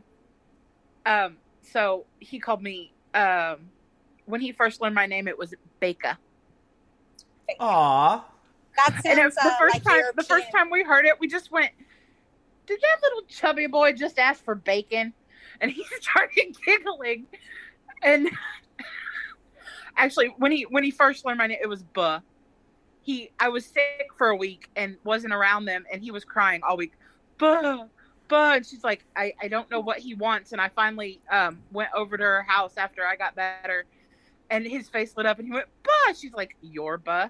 I've been trying to figure out what he meant for a week. Oh my gosh. See, that's why I hate my name. I feel like I have such a late 80s, early 90s name, and my little cousin called me Courtney. And I hated it. She'd be like, "Courtney, come play with me." And I'm like, "It's Courtney." And even now, when I was working in mental health, when the old ladies couldn't say Courtney, she called me Corky. So it's I don't have a good name to mess up. Yeah, my oldest and his cousin, they couldn't say my name. It came out Eek. Eek. Yeah, and for a long time, I was cool with them calling me that. I hated it when anybody else did. And then one day it vanished, so I made it my online handle. So I'm I need this in my life, damn it. Oh my gosh. That is funny. Eek. Yep. Like it. Yeah, and they were so excited. There was this long road, this long hill that they lived at the top of. and they would see me coming up the hill, and those two kids would just start banging their hands against the window and go, eek, eek, eek. And I could be a block and a half away. I hear that banging and just that faint, eek, eek, eek. I'm like, at first, like, So cute. what the hell is that? You know? But then I realized what it was, and I was like, that's amazing. You know, get all teary-eyed. Love it. That's sweet. And then Drummel just shared. Yeah, he says, my brother used to say John because he couldn't say my name. Aww. So cute. See, I like that. I like those, like, little nicknames. I mean, my family called me Coco growing up. And then once I hit, like, a teen, like, I hated it. Like, I hated it. And I didn't want anybody to know that that's what I was called. And now, like, I made, like, a bestie on TikTok. His name, I call him Momo because that's, like, his childhood nickname. And he calls me Coco. And I'm like, see, like, here I am hating that name. Now I'm telling people as an adult. Yep. I have a niece who's named Catherine, and her nickname growing up was Kiki. And once she hit like high school and stuff, she's like, it's Catherine now. And I'm like, okay, you're still Kiki. Yeah. that Sorry, was my brother. I'm your aunt. I'm gonna call you Kiki forever. My brother was Tony my whole life, and then he went to college and became Anthony. And I'm like, who the hell is Anthony? Like, no. I don't know. I still feel weird when people call me Rebecca. I'm like, I don't like Rebecca. I grew up in a small town, and there were at least 6 other girls besides me in every class I was in school named Rebecca. Very popular 1980s name. Mm-hmm. Yep. That's how it was with Courtney. Courtney and Brittany and Ashley. Courtney, Brittany, Ashley. Yeah. All my classes. So in school, I was Becca. And then it became Bexy after I met E. Because, I made a joke. Bexy. Because I made a joke that I heard once before. It was like, oh, so you're backseat Becky. And it just turned into Bexy after that. Yeah. Well, you tried to type Beck one day, and it and you hit the X instead of the C. So Bex, Beckz, and it came out, Bexy. So, Bexy. Bexy. I like it. Sounds sassy. I'm a lot sassier now than I used to be. I feel like I have sassy moments, but... And then we got a comment from May. Yeah, she says, my brother is the same. His fiance calls him Anthony. I'm like, you mean Tony Joe? Yes. I mean, like, so when I met my brother's wife before he just cut everybody out, when they were just engaged, she was real, like, quiet and mousy. It was weird. But she was like, Anthony. And I'm like, his name is Tony. It's Tony. And then he had a best friend growing up named Anthony. And Anthony now goes by Tony. And I'm like, I can't. So they swapped. Yeah. And I'm like, you guys don't get to swap. Like, that's not how the world works. So you got your name. That's what you picked. And you say that. It's weird. I love it. So I have a cousin. His name is Christopher. And when he was born, his older brother couldn't say Christopher. It came out Crititor. So he wound up just being called Critter and eventually became just shortened down to the Crit. I like that. That sounds like a badass. Yeah, and he sounds like he fucks shit up. He was a wild child. He was born on a Friday the 13th during a full moon, and he was hell on wheels, man. I mean, with that name, you have to be. Yeah, and I mean, even to this day... You have to live up to it. I mean, what's funny is that our birthdays are 10 years and 10 days apart. So... I always know when his birthday is, and I always know exactly how old he is. But even to this day, I still call him Critter. Because, I mean, that's what he always was. I like it. So, yeah, my Adderall cousin that forced it on me, she goes by Bug. Because she was called Julie Bug forever. So she goes by Bug. But I call her Julia. And people are like, who's Julia? And I'm like, exactly. But if you said Bug, they'd all know. She got frozen. She's in a bad spot. Oh, is she coming back? Yep, she's back. I'm back. And I was saying, but if you said bug, they probably Damn. know exactly who you were talking about.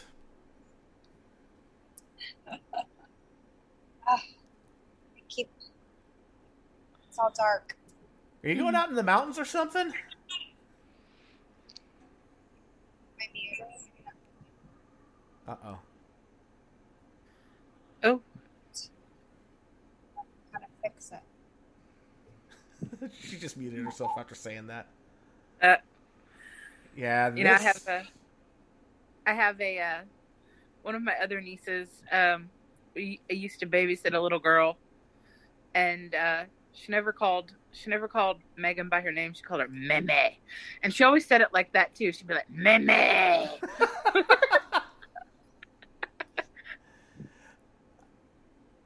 She's muted. Oh, there Okay, she is. unmuted.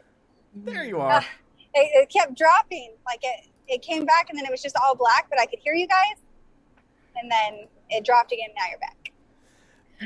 Like, Drummel just said. I Drummel just said, "Yeah, my name is Brian John, so rather not keep the nickname BJ for the rest of my life. Thank you." Yeah, I can't say I blame you for that one, dude. mean, but it would be a good joke every day. Like somebody would always have something to say. Yeah, whoever your significant other is. Yeah, I woke up with a BJ this morning. Yeah, see? That's always a good time, so I'd go with it. Kind of like I renamed my bathroom from John to Jim. That way I could say I go to the gym every day. Ooh, smart. I'm going to do that too. That is smart. I want to work out so bad. I just don't have it in me. I just want the gyms to open up again and not that outdoor-indoor thing. I don't get why they do that. You know, it's like, okay, you're outdoors, but we're going to cover it. Seal it shut because it's cold outside. So you're essentially indoors, but you're outdoors, outdoor. What? See, we're just in the wrong state. Because if you go to Florida, I mean, they are living their best life. Did you hear Did you hear that today we actually had enough signatures that Newsom's being recalled? Shut up, really? Yeah, really. As of today, they had enough signatures. Wow. Not to get I didn't. Not to get political. Do you remember when Gray Davis got recalled? Mm-mm. That was when we got Arnold Schwarzenegger as governor. He was the end result of the recall. So when recalls happen here in California, they get messy. We had like 30 some odd people running for governor all at once. And Newsom gets to run again. Even though he's been recalled, he gets to run again. Gosh, I'm going to have to look into it. Yeah. Like, I was at work all day, so I miss like the news until I get home. But then I jumped right on here, so I haven't looked at anything. Yeah, I worked all day, but I work on computers all day, so I get the news constantly. I have a feed going. I'm too scared to get caught looking at it on my work computer. Oh no! It's like, I'm not doing my work. No, I work from home, so I have my work computers just to the left of me, and I have my production this system right here in front of me. So Nice. And like everybody is like, yeah, you know, if you're just have like a little news feed going on, no one's gonna care. Yeah, I'm like, we have like frap service in that building. I think they put like a block on it or something, so you can't even like search stuff on your phone. Oh, that sucks. You know, like if I'm on my break and I try to post like a video on TikTok, it takes like 30 minutes for it to post. And those videos are only a maximum a minute. Yeah, like that's how bad the service is in that building. It's insane. So I can never like look anything up, and it's a very lonely place to be. We don't have windows. It's basically prison. That's how it felt when I worked for a certain, let's just say, one of the largest computer companies on Earth. There was a campus that I worked at, and it was no windows. At one point, before I started working there, they actually had, because they were developing their cell phones there, they actually had antennas to block all cell signals. So if you walked into that building, there was no signal. That's what I feel like they have. I told my boss the other day, I'm like, if we move buildings, can we petition for windows? Like, I could use a window. like fresh air. Yeah. I kept saying, can we Gets just move my desk stuffy. outside when it's nice out, please? See, I'd get too scared for that. Like, I couldn't be out there the whole time. Like, I go sit in the back sometimes until somebody walks by, and then I get scared and go back inside. Drummel like just to be said, alone. Oh, sorry. Go ahead. What did you say? Oh, I said we got a couple of comments. You know, when you were talking about the petition and everything, May said, in other words, shit's about to get weird. Yep. And then Drummel said, I'm at work right now, have a YouTube vid on and listening to this too. I got no windows and stuck in a room in the back. Where you belong, Drummel. I know you. May, Drummel, did they stick you in storage room B with the boxes? Did they take your red swing line stapler? Maybe we'll get Kanye for president or for governor. You know, we already had Arnold Schwarzenegger. We had Ronald Reagan. Why not? Let's just, if we're going to go weird, let's go weird. Yeah, like throw in Kanye, make it a little spicy. Yeah, and when you were talking about how Florida's, they're living their best life, Drum also said where they have massive amounts of COVID. Well, California, we're on lockdown. We still have massive amounts of COVID. Mm-hmm. It's not. They don't care. And it's crazy too. It's like all of a sudden they're like, "Oh, we need to open up now." Okay, the COVID cases are higher now than at any point ever, and you want to open up now? Where's the logic in that? So I'm like a huge Tampa Bay Buccaneers fan, and with so them winning congratulations. the Super Bowl, they had this like. Thank you. I know I worked very hard at this. So my mom lives in Tampa, and they had this like badass parade like on the river. They were all in boats. But my mom's coming to California next month, so she didn't go. And she was like watching it on TV. She's like, I'm so glad I didn't go. She's like, not a single person was wearing a mask. And she's trying to like self-quarantine, so there's no issues with her coming here. But I'm like, they don't care. Like, my mom's public pool was open. The movies are open. They're eating inside restaurants. I'm like, I have to sit in the parking lot with the mosquitoes. Oh, God, the mosquitoes here are terrible. I was going to show you the mask. I'm getting in it over What's this on here.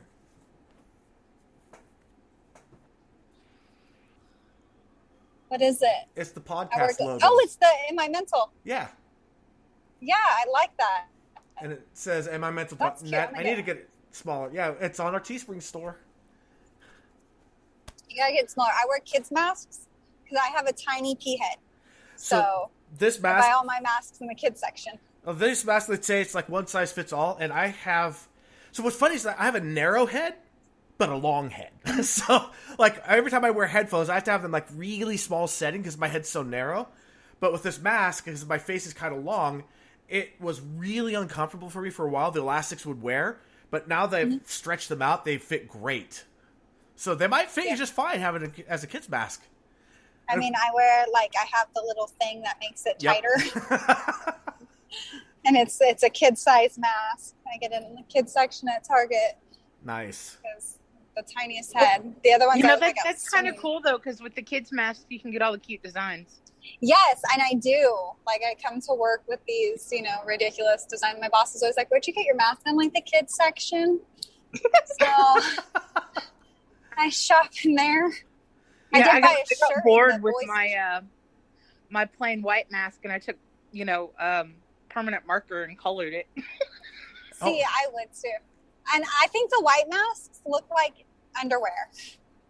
They do. And they're made out of like the one I have is made out of like t-shirt material. Yes. My dad wears those all the time, and he only wears them at home because like whenever me and the kids are there, he wears a mask. And I'm like, that looks like you have underwear on your face. Like, I can't take anything you say seriously. Like, and it seriously looks like you're wearing a jock strap over your face. Yes. So basically, he should have been during the halftime show with yes. The Weeknd. They all look like they had jock straps on their faces. Yes. That halftime performance sucked. Yeah, it was kind of weird. It's like, that section where it's all like the zooming all around everywhere. It's like, that's how I feel when I walk into a Safeway that's not the Safeway I normally go to and everything's scrambled and I'm trying to find something. Yes, I hate that. I think all grocery stores, like if you have a chain, every single one of them needs to be exactly the same. It is not okay. Yeah, it is not okay. You're right. And if you have like, oh, well, we have this, that. like we use local products. Okay, we'll have a section for local products. Because obviously that's going to change from store to store. But come on, like the Jif peanut butter, the bread, the fruits, yes. You know, the soups, the fruit snacks. When you have kids, fruit snacks are life. Yes, they are. I love fruit and Go-Gurt. snacks. Yeah, fruit snacks Fruit are snacks amazing. and Go-Gurt tubes. Yes. Those are... I freeze the Go-Gurts and put them in their lunch. Yes! Yes. I freeze them to give them to Adam. He thinks they're popsicles. Oh, and when you have teething kids, frozen Go-Gurts are the best for teething kids. Numbs that mouth. Yeah, but I'm like a hardcore snacker, so like my house always has the snacks. I spend way too much money on snacks. And I love Star Crunches. I don't know if you remember them from like the 90s. Oh my God, those are so good. So they like disappeared. So they disappeared for a while, like years, and I was devastated. And then I found them at Big Lots, and now Walmart carries them. So I buy Star Crunches, but my kids aren't allowed to touch those ones because those are mine. Those are mommy's. I don't leave them share. Alone. They sell them my in son's the only jumbo milk and size pies. at the store that I Yes. shop at, and I'm like, big Star Crunch. Yes, they sell them like that at Walmart, and I used to nuke them as a kid. I haven't tried it because it sounds gross now, like nuking it, but I eat it all the time. Like I just finished my last one this morning because I ate it for breakfast. So now I have to go get more. Yeah. When I get back in town, I'm going to go buy more. So Hey, man, it's the little things that matter. Oh, yeah. Actually, one of my cousins' wives was talking about how her son made a peanut butter and hot fudge sandwich.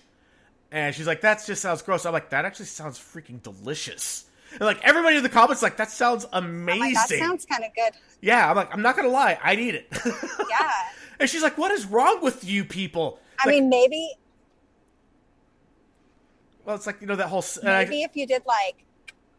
Oh, go for it. Grill it. Ooh.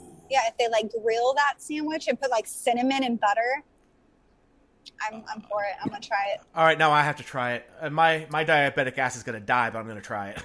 I'm going to die happy. I will refrain from trying it because my Make sure you post a video of it first. Eat it, but it sounds amazing. You know what? I'll just make a TikTok of it. I'll die within 15 seconds to a minute, so...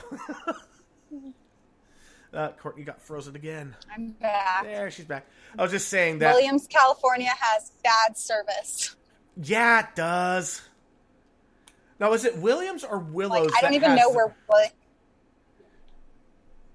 I was going to say, is it Williams or Willows that has the Granzellas? I have no idea where I am right now.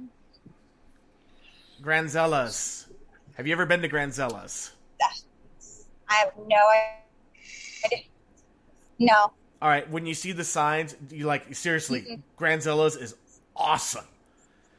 They are like, they're big. Like, what is that? It's a historic restaurant with a big olive area, a little bit of a shopping area. They have a hotel. Unfortunately, the main restaurant part like burnt to the ground about 10, 15 years ago or something like that, and they've rebuilt it. They redesigned it. It's not quite the same like it used to be, but the food still is really good there. Because it's that whole area where all the olive trees are, there's so many variety of olives, and with free olive tasting, so you could sample a bunch of different types of olives. They have great gelato, and then across the street they have a little shopping center, or a little like memorabilia area. It's awesome. You had me at gelato. I don't eat olives. I'm a vegetarian, but I'm like the pickiest vegetarian you'll ever meet. Because I would rather live on Star Crunches. Don't eat olives. Texture. Gross. Wow. I love olives. Like, I will die eating olives. I love them too.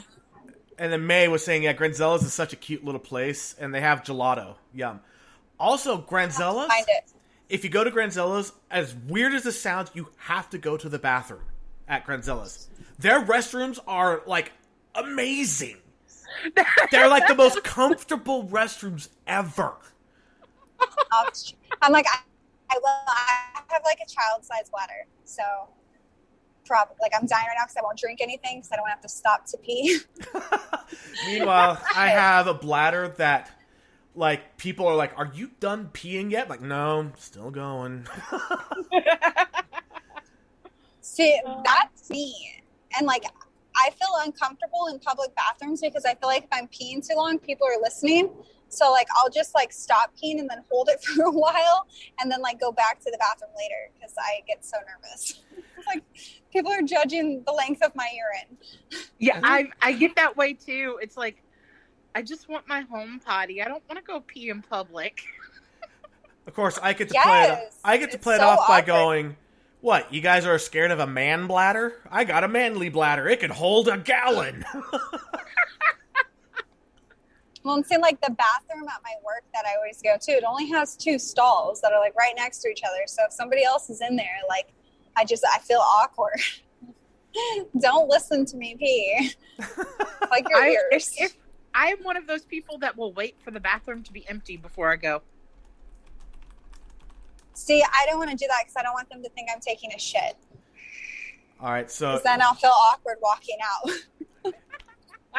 If you ever want a great video, this is for everybody. I'm going to actually drop it in the comments here. Because we're talking about bathrooms. We all... Again, here we are. Again. You love the bathrooms. Anyway, it's a story. It's called Ghost in the Stalls. It's from this guy, Olin Rogers. And this is one of the funniest damn stories I have ever, like, heard. And every time I listen to it, I wind up laughing my ass off.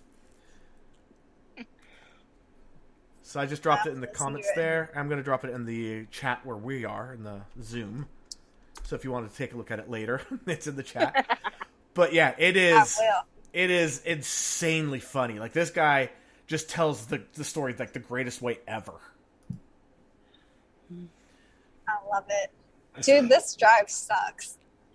I love listening to little kids in the bathroom when they don't think anybody is listening to them. Oh, that's awesome. Because they make noise, they sing, they talk. Yes, I love it. It's so cute. I used to babysit this little boy, and one day it was quiet, and he went to the bathroom, and all of a sudden, all we hear is, "Oh, I do have balls."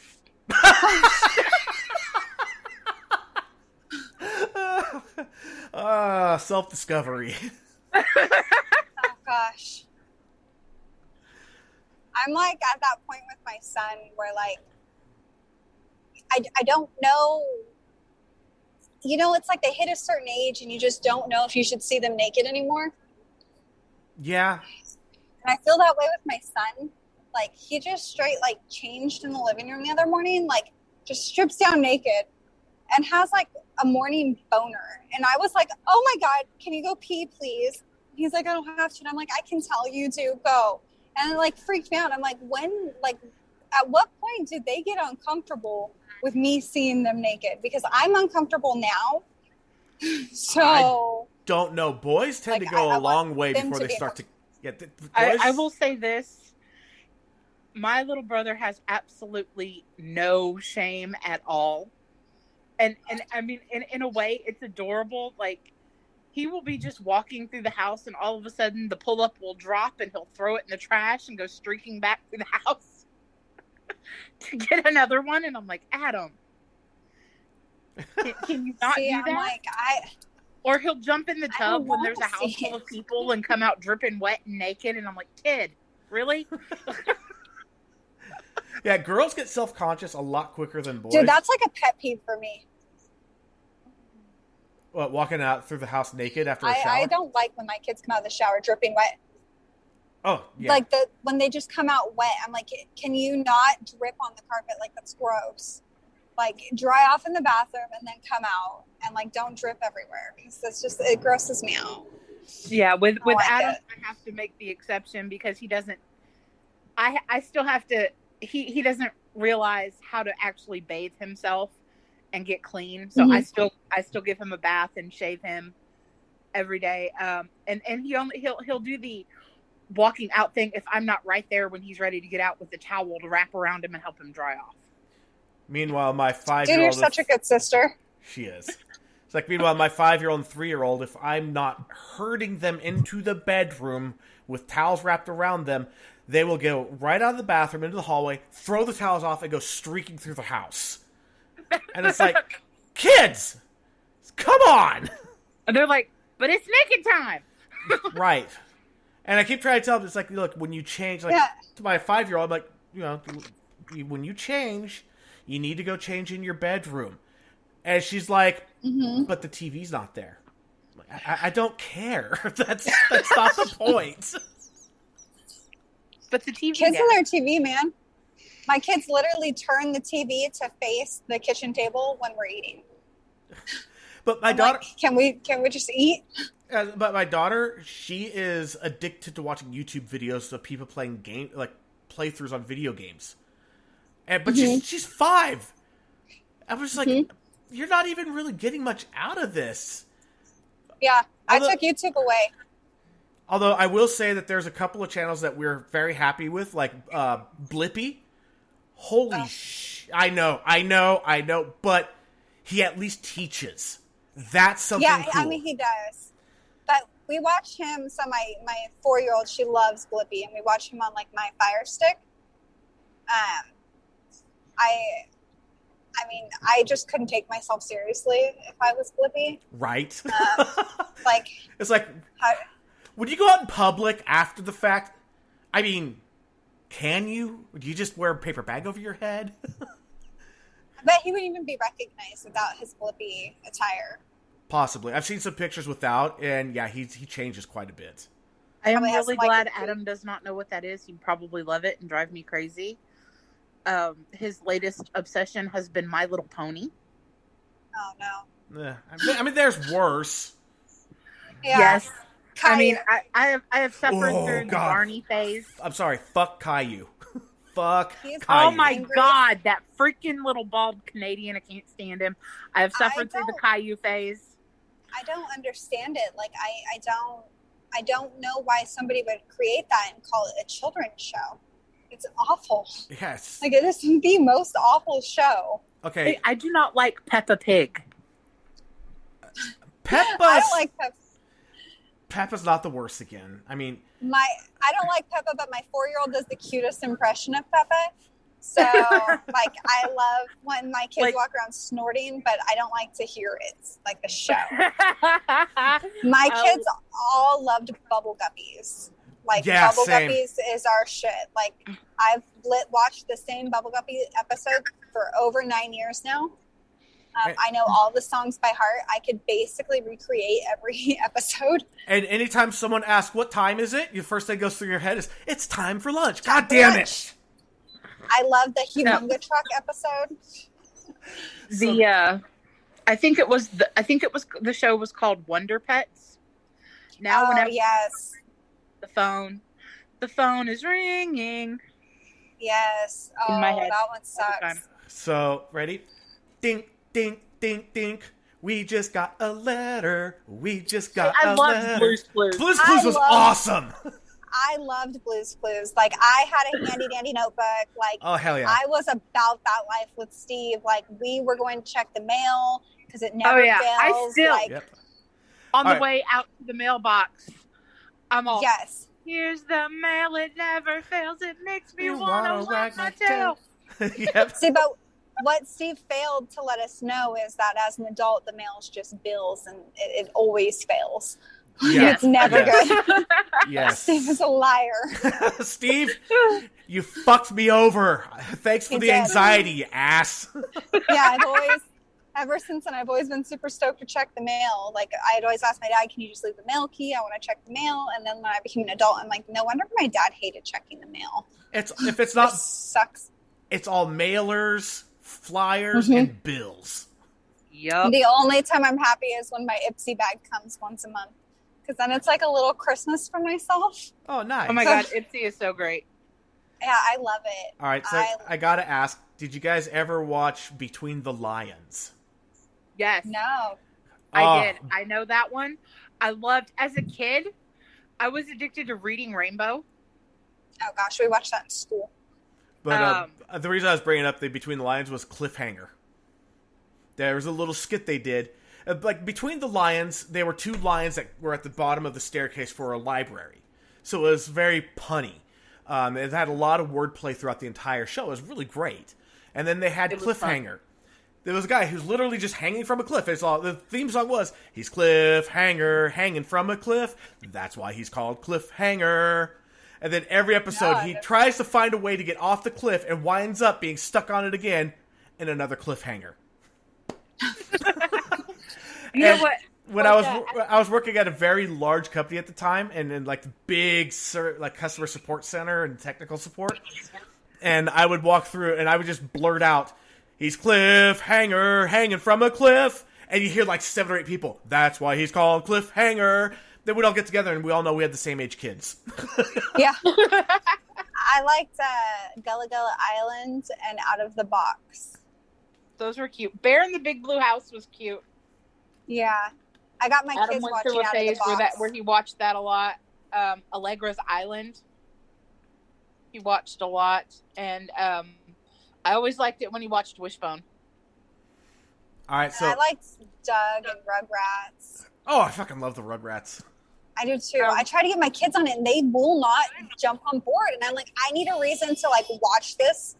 Adam still loves Rugrats. I'm grateful for that. The I get to watch all Rugrats- those old cartoons with him. The Rugrats movie was probably the pinnacle of Rugrats. It was so great. I love it. My kids just, they're not into it's like a graphics thing for them. Like, The Little Mermaid is my favorite Disney movie, and like they don't want no part of it because they like, you know, the new graphics. And I'm like, you guys don't know good television. No. And meanwhile, we do have some comments from May. Like, she flat out said, all caps, "Fuck Caillou." Caillou's whining. He's whining. Kill me. Kill me. And then if you... go for it, Bexy. Oh, she says, if you all haven't seen it, I recommend you watch Bluey. Even if your kids hate it, I'm sure you'll love it. I'm 39 and record it for myself. LOL. Yeah, Bluey's funny. Bluey is pretty funny. I haven't watched it, but one of my like best guy friends, his daughter, who's like best friends with my daughter, is obsessed with that show. We haven't watched it yet, so I'm gonna have to try it out. Yeah, it's kind of addictive. Also, another really good YouTube channel is Crusoe, the famous dash hound, or Dotson is how it's pronounced. I took YouTube away when I caught my son watching Bad Dora, but it was like a win for me because my 4-year-old loves Ryan's Toy Review, and I've never hated a kid more in the world than I hate Ryan from Ryan's Toy Review. That channel, I've been watching that channel since my son was 4, so 5 years, and like I just can't take it. My 4-year-old, my kids watch Turbo Toy Time. Is that one better? And that one's a good one. It's a father and son. The dad runs a skateboard company, and they go to a skating park all the time and stuff. But what they do is that they'll get a toy, and they do like the unboxing, they play the game, then they put it away, and then they donate it. See, that's cool. Yeah, it's cool. I This feel kid, like they go to this big freaking room of just toys. It's like, okay, so what are we going to donate today? And the kid just goes through, we're going to donate this and this and this and this and this. I was like, man, when I was that age, I'd be like, donate? Fuck you, that's mine. Yeah. I feel like when my kids first started watching Ryan's Toy Review, like when he first came out, because I think he's around the same age as my son, it was okay because he was like, you know, opening the blind bags, which are like $3, no big deal. And like the bigger it's gotten, like now it's always his own toy line. And like that's just expensive. So then my kids are like, I want this $40 egg that comes with mushy people that get lost and thrown away the next day. Like, no, that's not quality toys. And you're brainwashing my kids. Yeah. Or if you have a puppy like mine, you turn your head for a split second, the toy's now in the gut. Yep. Those, I mean, it feels like the biggest scam. I like blind bags. I think those are cool because you never know what you're going to get, and you get what you get, and you don't throw a fit. The other stuff, I just can't. Yeah, no. I'm really grateful that toy-wise, Adam is completely happy to get a Happy Meal toy from McDonald's. And those That's are what awesome. he plays with mostly. He's not real big on a lot of toys or anything unless it's a Power Ranger. Completely Power Ranger obsessed. My kids went through. I watched Power Rangers growing up, and then my kids went through like a Power Ranger phase with like the newer Power Rangers that are like even cornier than the '90s Power Rangers. Really? How can you be cornier than that? Oh, trust they're me, pretty bad. They're pretty bad. The newer Power Rangers, they have. Mm-hmm. I feel like in the '90s, at least there was some semblance of like a plot and something that there's like nothing. Yeah, it's pretty bad. They're pretty bad. So basically, Gen Z took over making them. Yeah, pretty much. But my son, he's not into toys. He only likes electronics now. My girls, though, they love anything dolls or Barbies. Like, you can give them dolls from the 99-cent store, and they're super stoked. Yeah. But my son, he's like, I want, a PS5. And I'm like, no. Yeah, he's old enough to know to now tell the difference between a Dollar Tree toy and something that's a little more. He doesn't ask for toys from Dollar Tree anymore. Now he wants cotton candy. Yeah. And now, if anybody from Gen Z got offended by me saying about the Gen Z, look, I am looking forward to advertisements by Gen Z. I really, really am. I saw a thing where there's like, it was a TikTok where the guys, where it's like the same person plays two different parts. And he's like, pretty soon Gen Z is going to take over. Mm-hmm. The guy's like, yeah, I know. He's like, and they're going to be taking over TV. He's like, yeah, I know. He's like, they're going to be taking over advertising. And then the one just gets that weird out look. And it just shows this cat with its mouth just going open, close, open, close, open, close, open, close. And a Subway sandwich just drifting across the screen with the Subway label. And then it's all Subway, eat fresh. And of course the cat's going, I'm like, yeah, but I actually get that. I have a Gen Z. Yeah. I have 2 Gen Z kids. I'm subjected to it all the fucking time. I get it. And I think it's hilarious. I'm going to send you a video I saw today. It was like this guy being a Gen Z lawyer. Oh, shit. Uh-oh. I feel that. Like, I don't get it at all. I feel so lost. When people come in my lives and be like, oh, just a bunch of simps. I'm like, what the hell is a simp? Like, The Simpsons? Like, I don't know what that means. Are you calling them simple? Like, I don't know what you're saying. I don't speak that. Or they're like, oh, that's cap. I'm like in your ass? Like, I don't know what you're saying. What they mean is like they're simpering over you.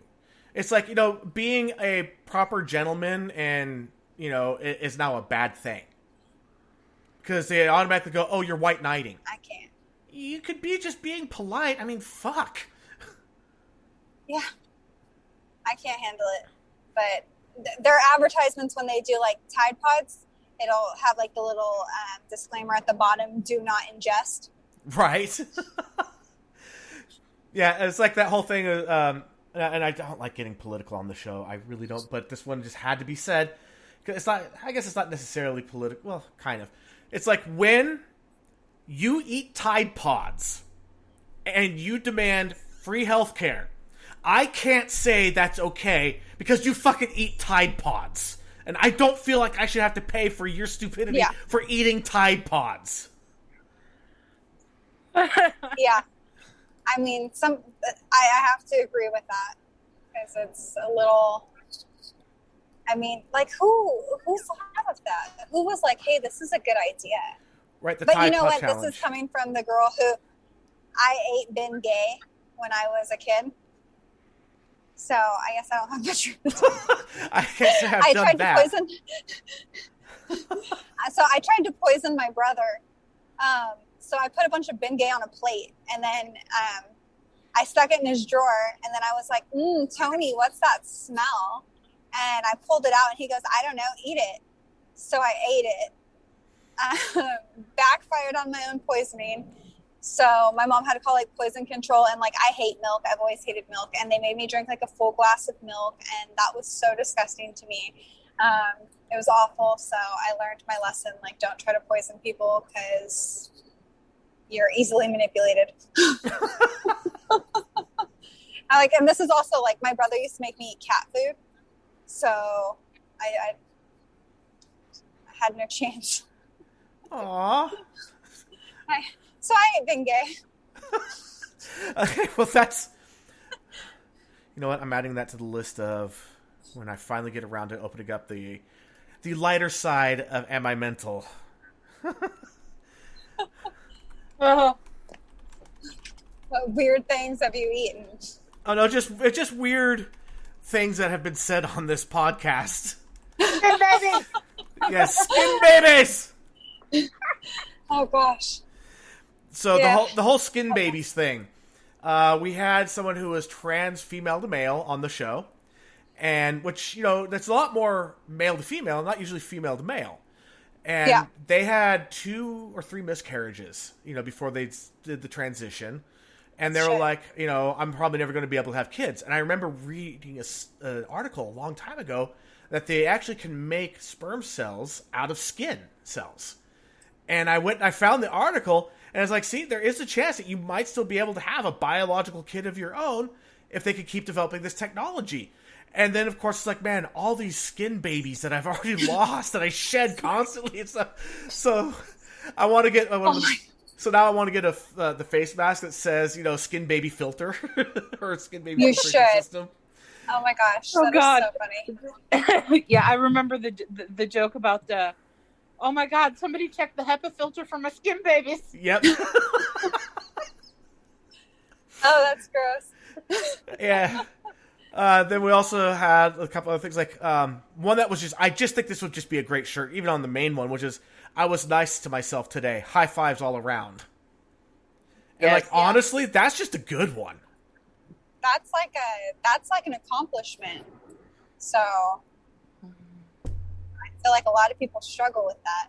I agree 100%. We are so taught to be critical of ourselves for so long. And we're never told that you should be nice to yourself. And then they wonder Yeah. why we're so fucked up. Mm-hmm.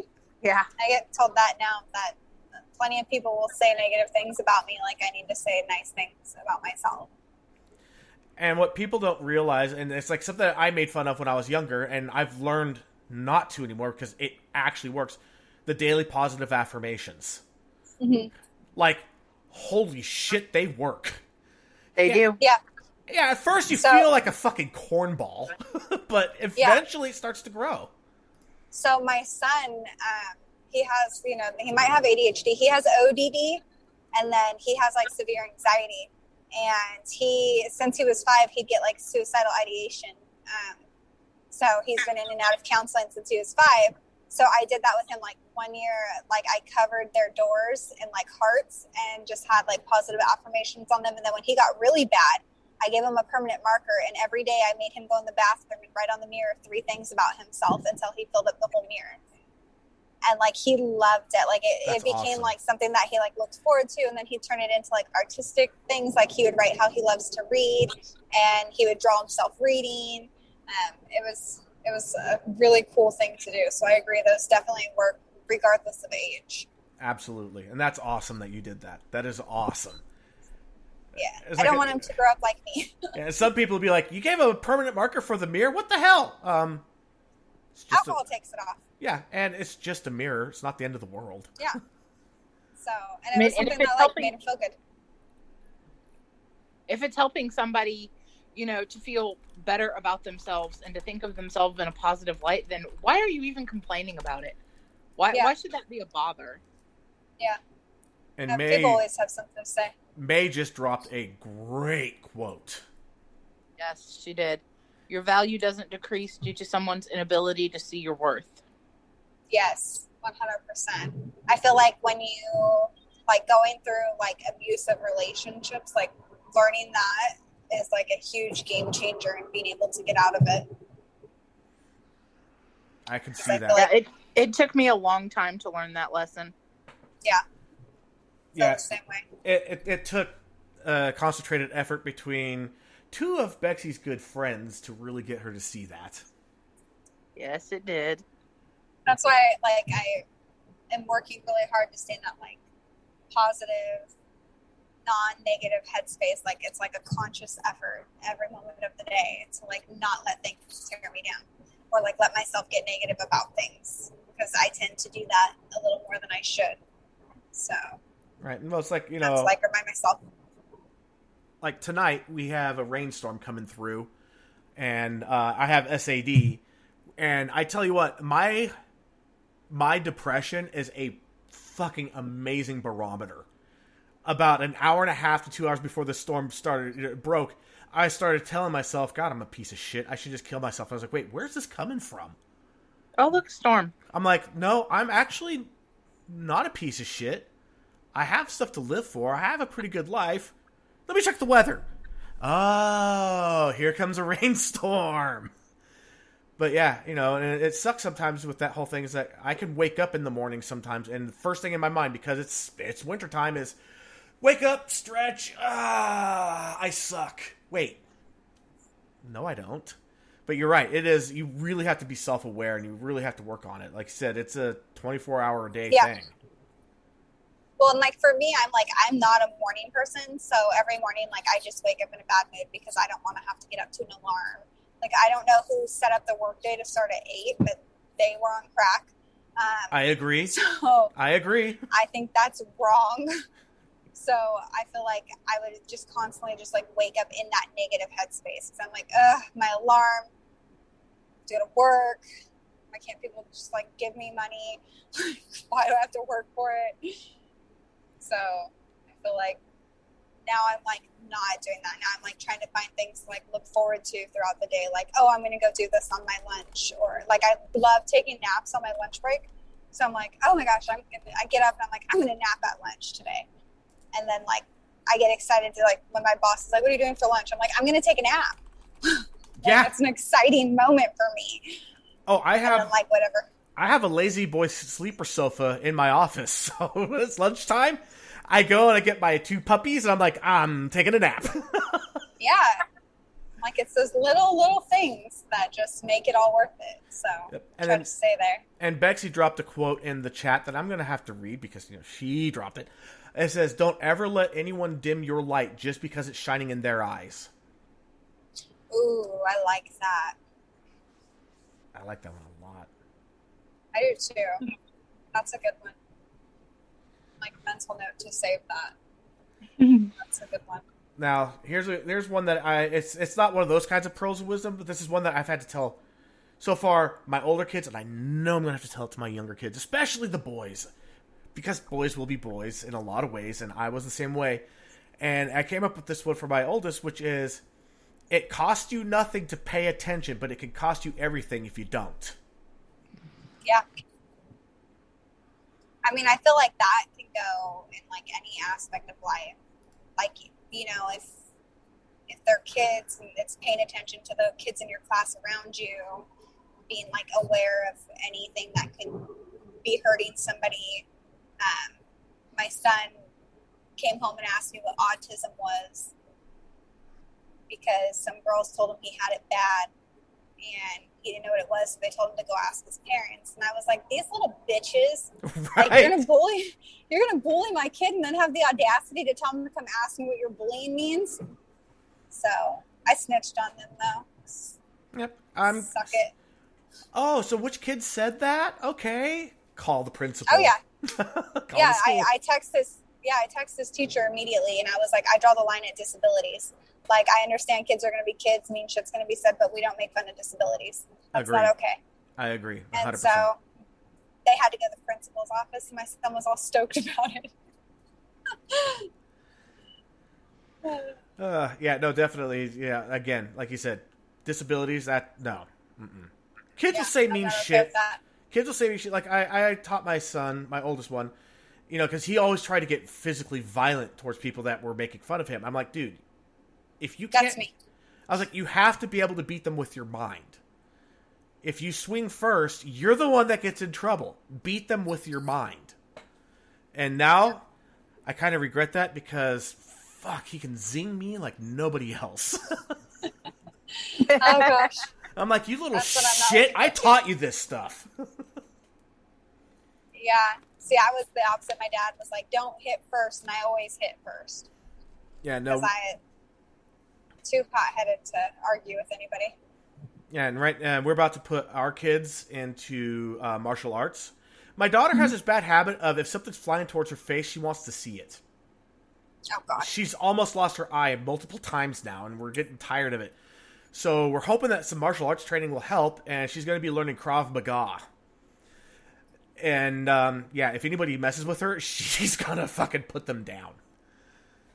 But she has to, and the big thing is that they're really big on, and I agree too, is don't ever swing first. But if someone swings at you, finish it. Don't start it, finish it. You lost your headphones. My phone, well, I was trying to plug my phone in, but then I couldn't hear sound because my phone's on 1%. Oh. But I was just saying so that. I wanted to hang up on you guys. I was just saying that we're putting our kids into martial arts. Because my daughter has a bad habit of when something's flying at her face, she just keeps her eyes open and watches. And doesn't do anything to stop it. And she's almost lost an eye multiple times now. So we decided some martial arts training might help because it teaches you to get reactive. To respond to things that are threatening you. And That's smart. Yeah, we're going to put them in Krav Maga, which is a pretty brutal art form overall. But they are also, the ones that are teaching it, they're really big on, this is for defense only. Like, if we ever hear of you doing this for offensive purposes, you're out. Period. Yeah. And I'm the same way. It's like, never start it. If someone starts shit, you finish it, but you don't start it. So I don't want my phone to die on you, so I'm going to have to go. Yeah, we have to go. Yeah, this is a long episode, 2 hours and 20 minutes. Yeah.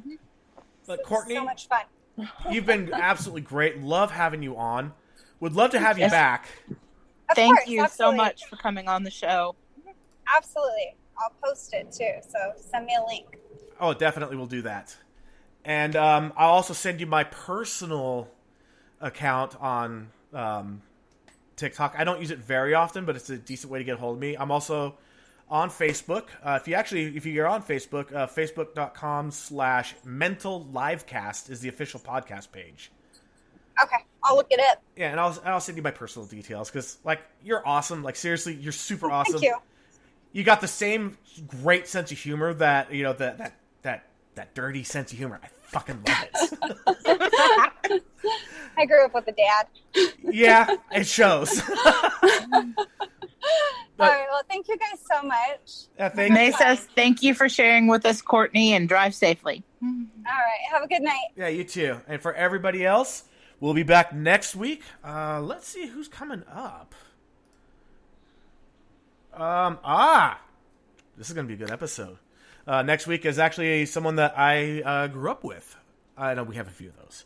But we are 3 episodes away from our second international. Let's see. Yes. That's Ireland. So I'm excited about that one. I'm really excited about that one too. I mean, I get excited about every show we do, but the international aspect just adds a little more excitement to the mix. Right? Exactly. And then, of course, April Fool's Day, we have the one from Dubai. That is not a joke. It is not an April Fool's Day prank. I swear to God, we're actually having an episode from Dubai. That's going to be amazing. All right, but for everybody, thank you for joining us. We'll see you next week. I'm E. I'm Bexy. And we'll catch you later.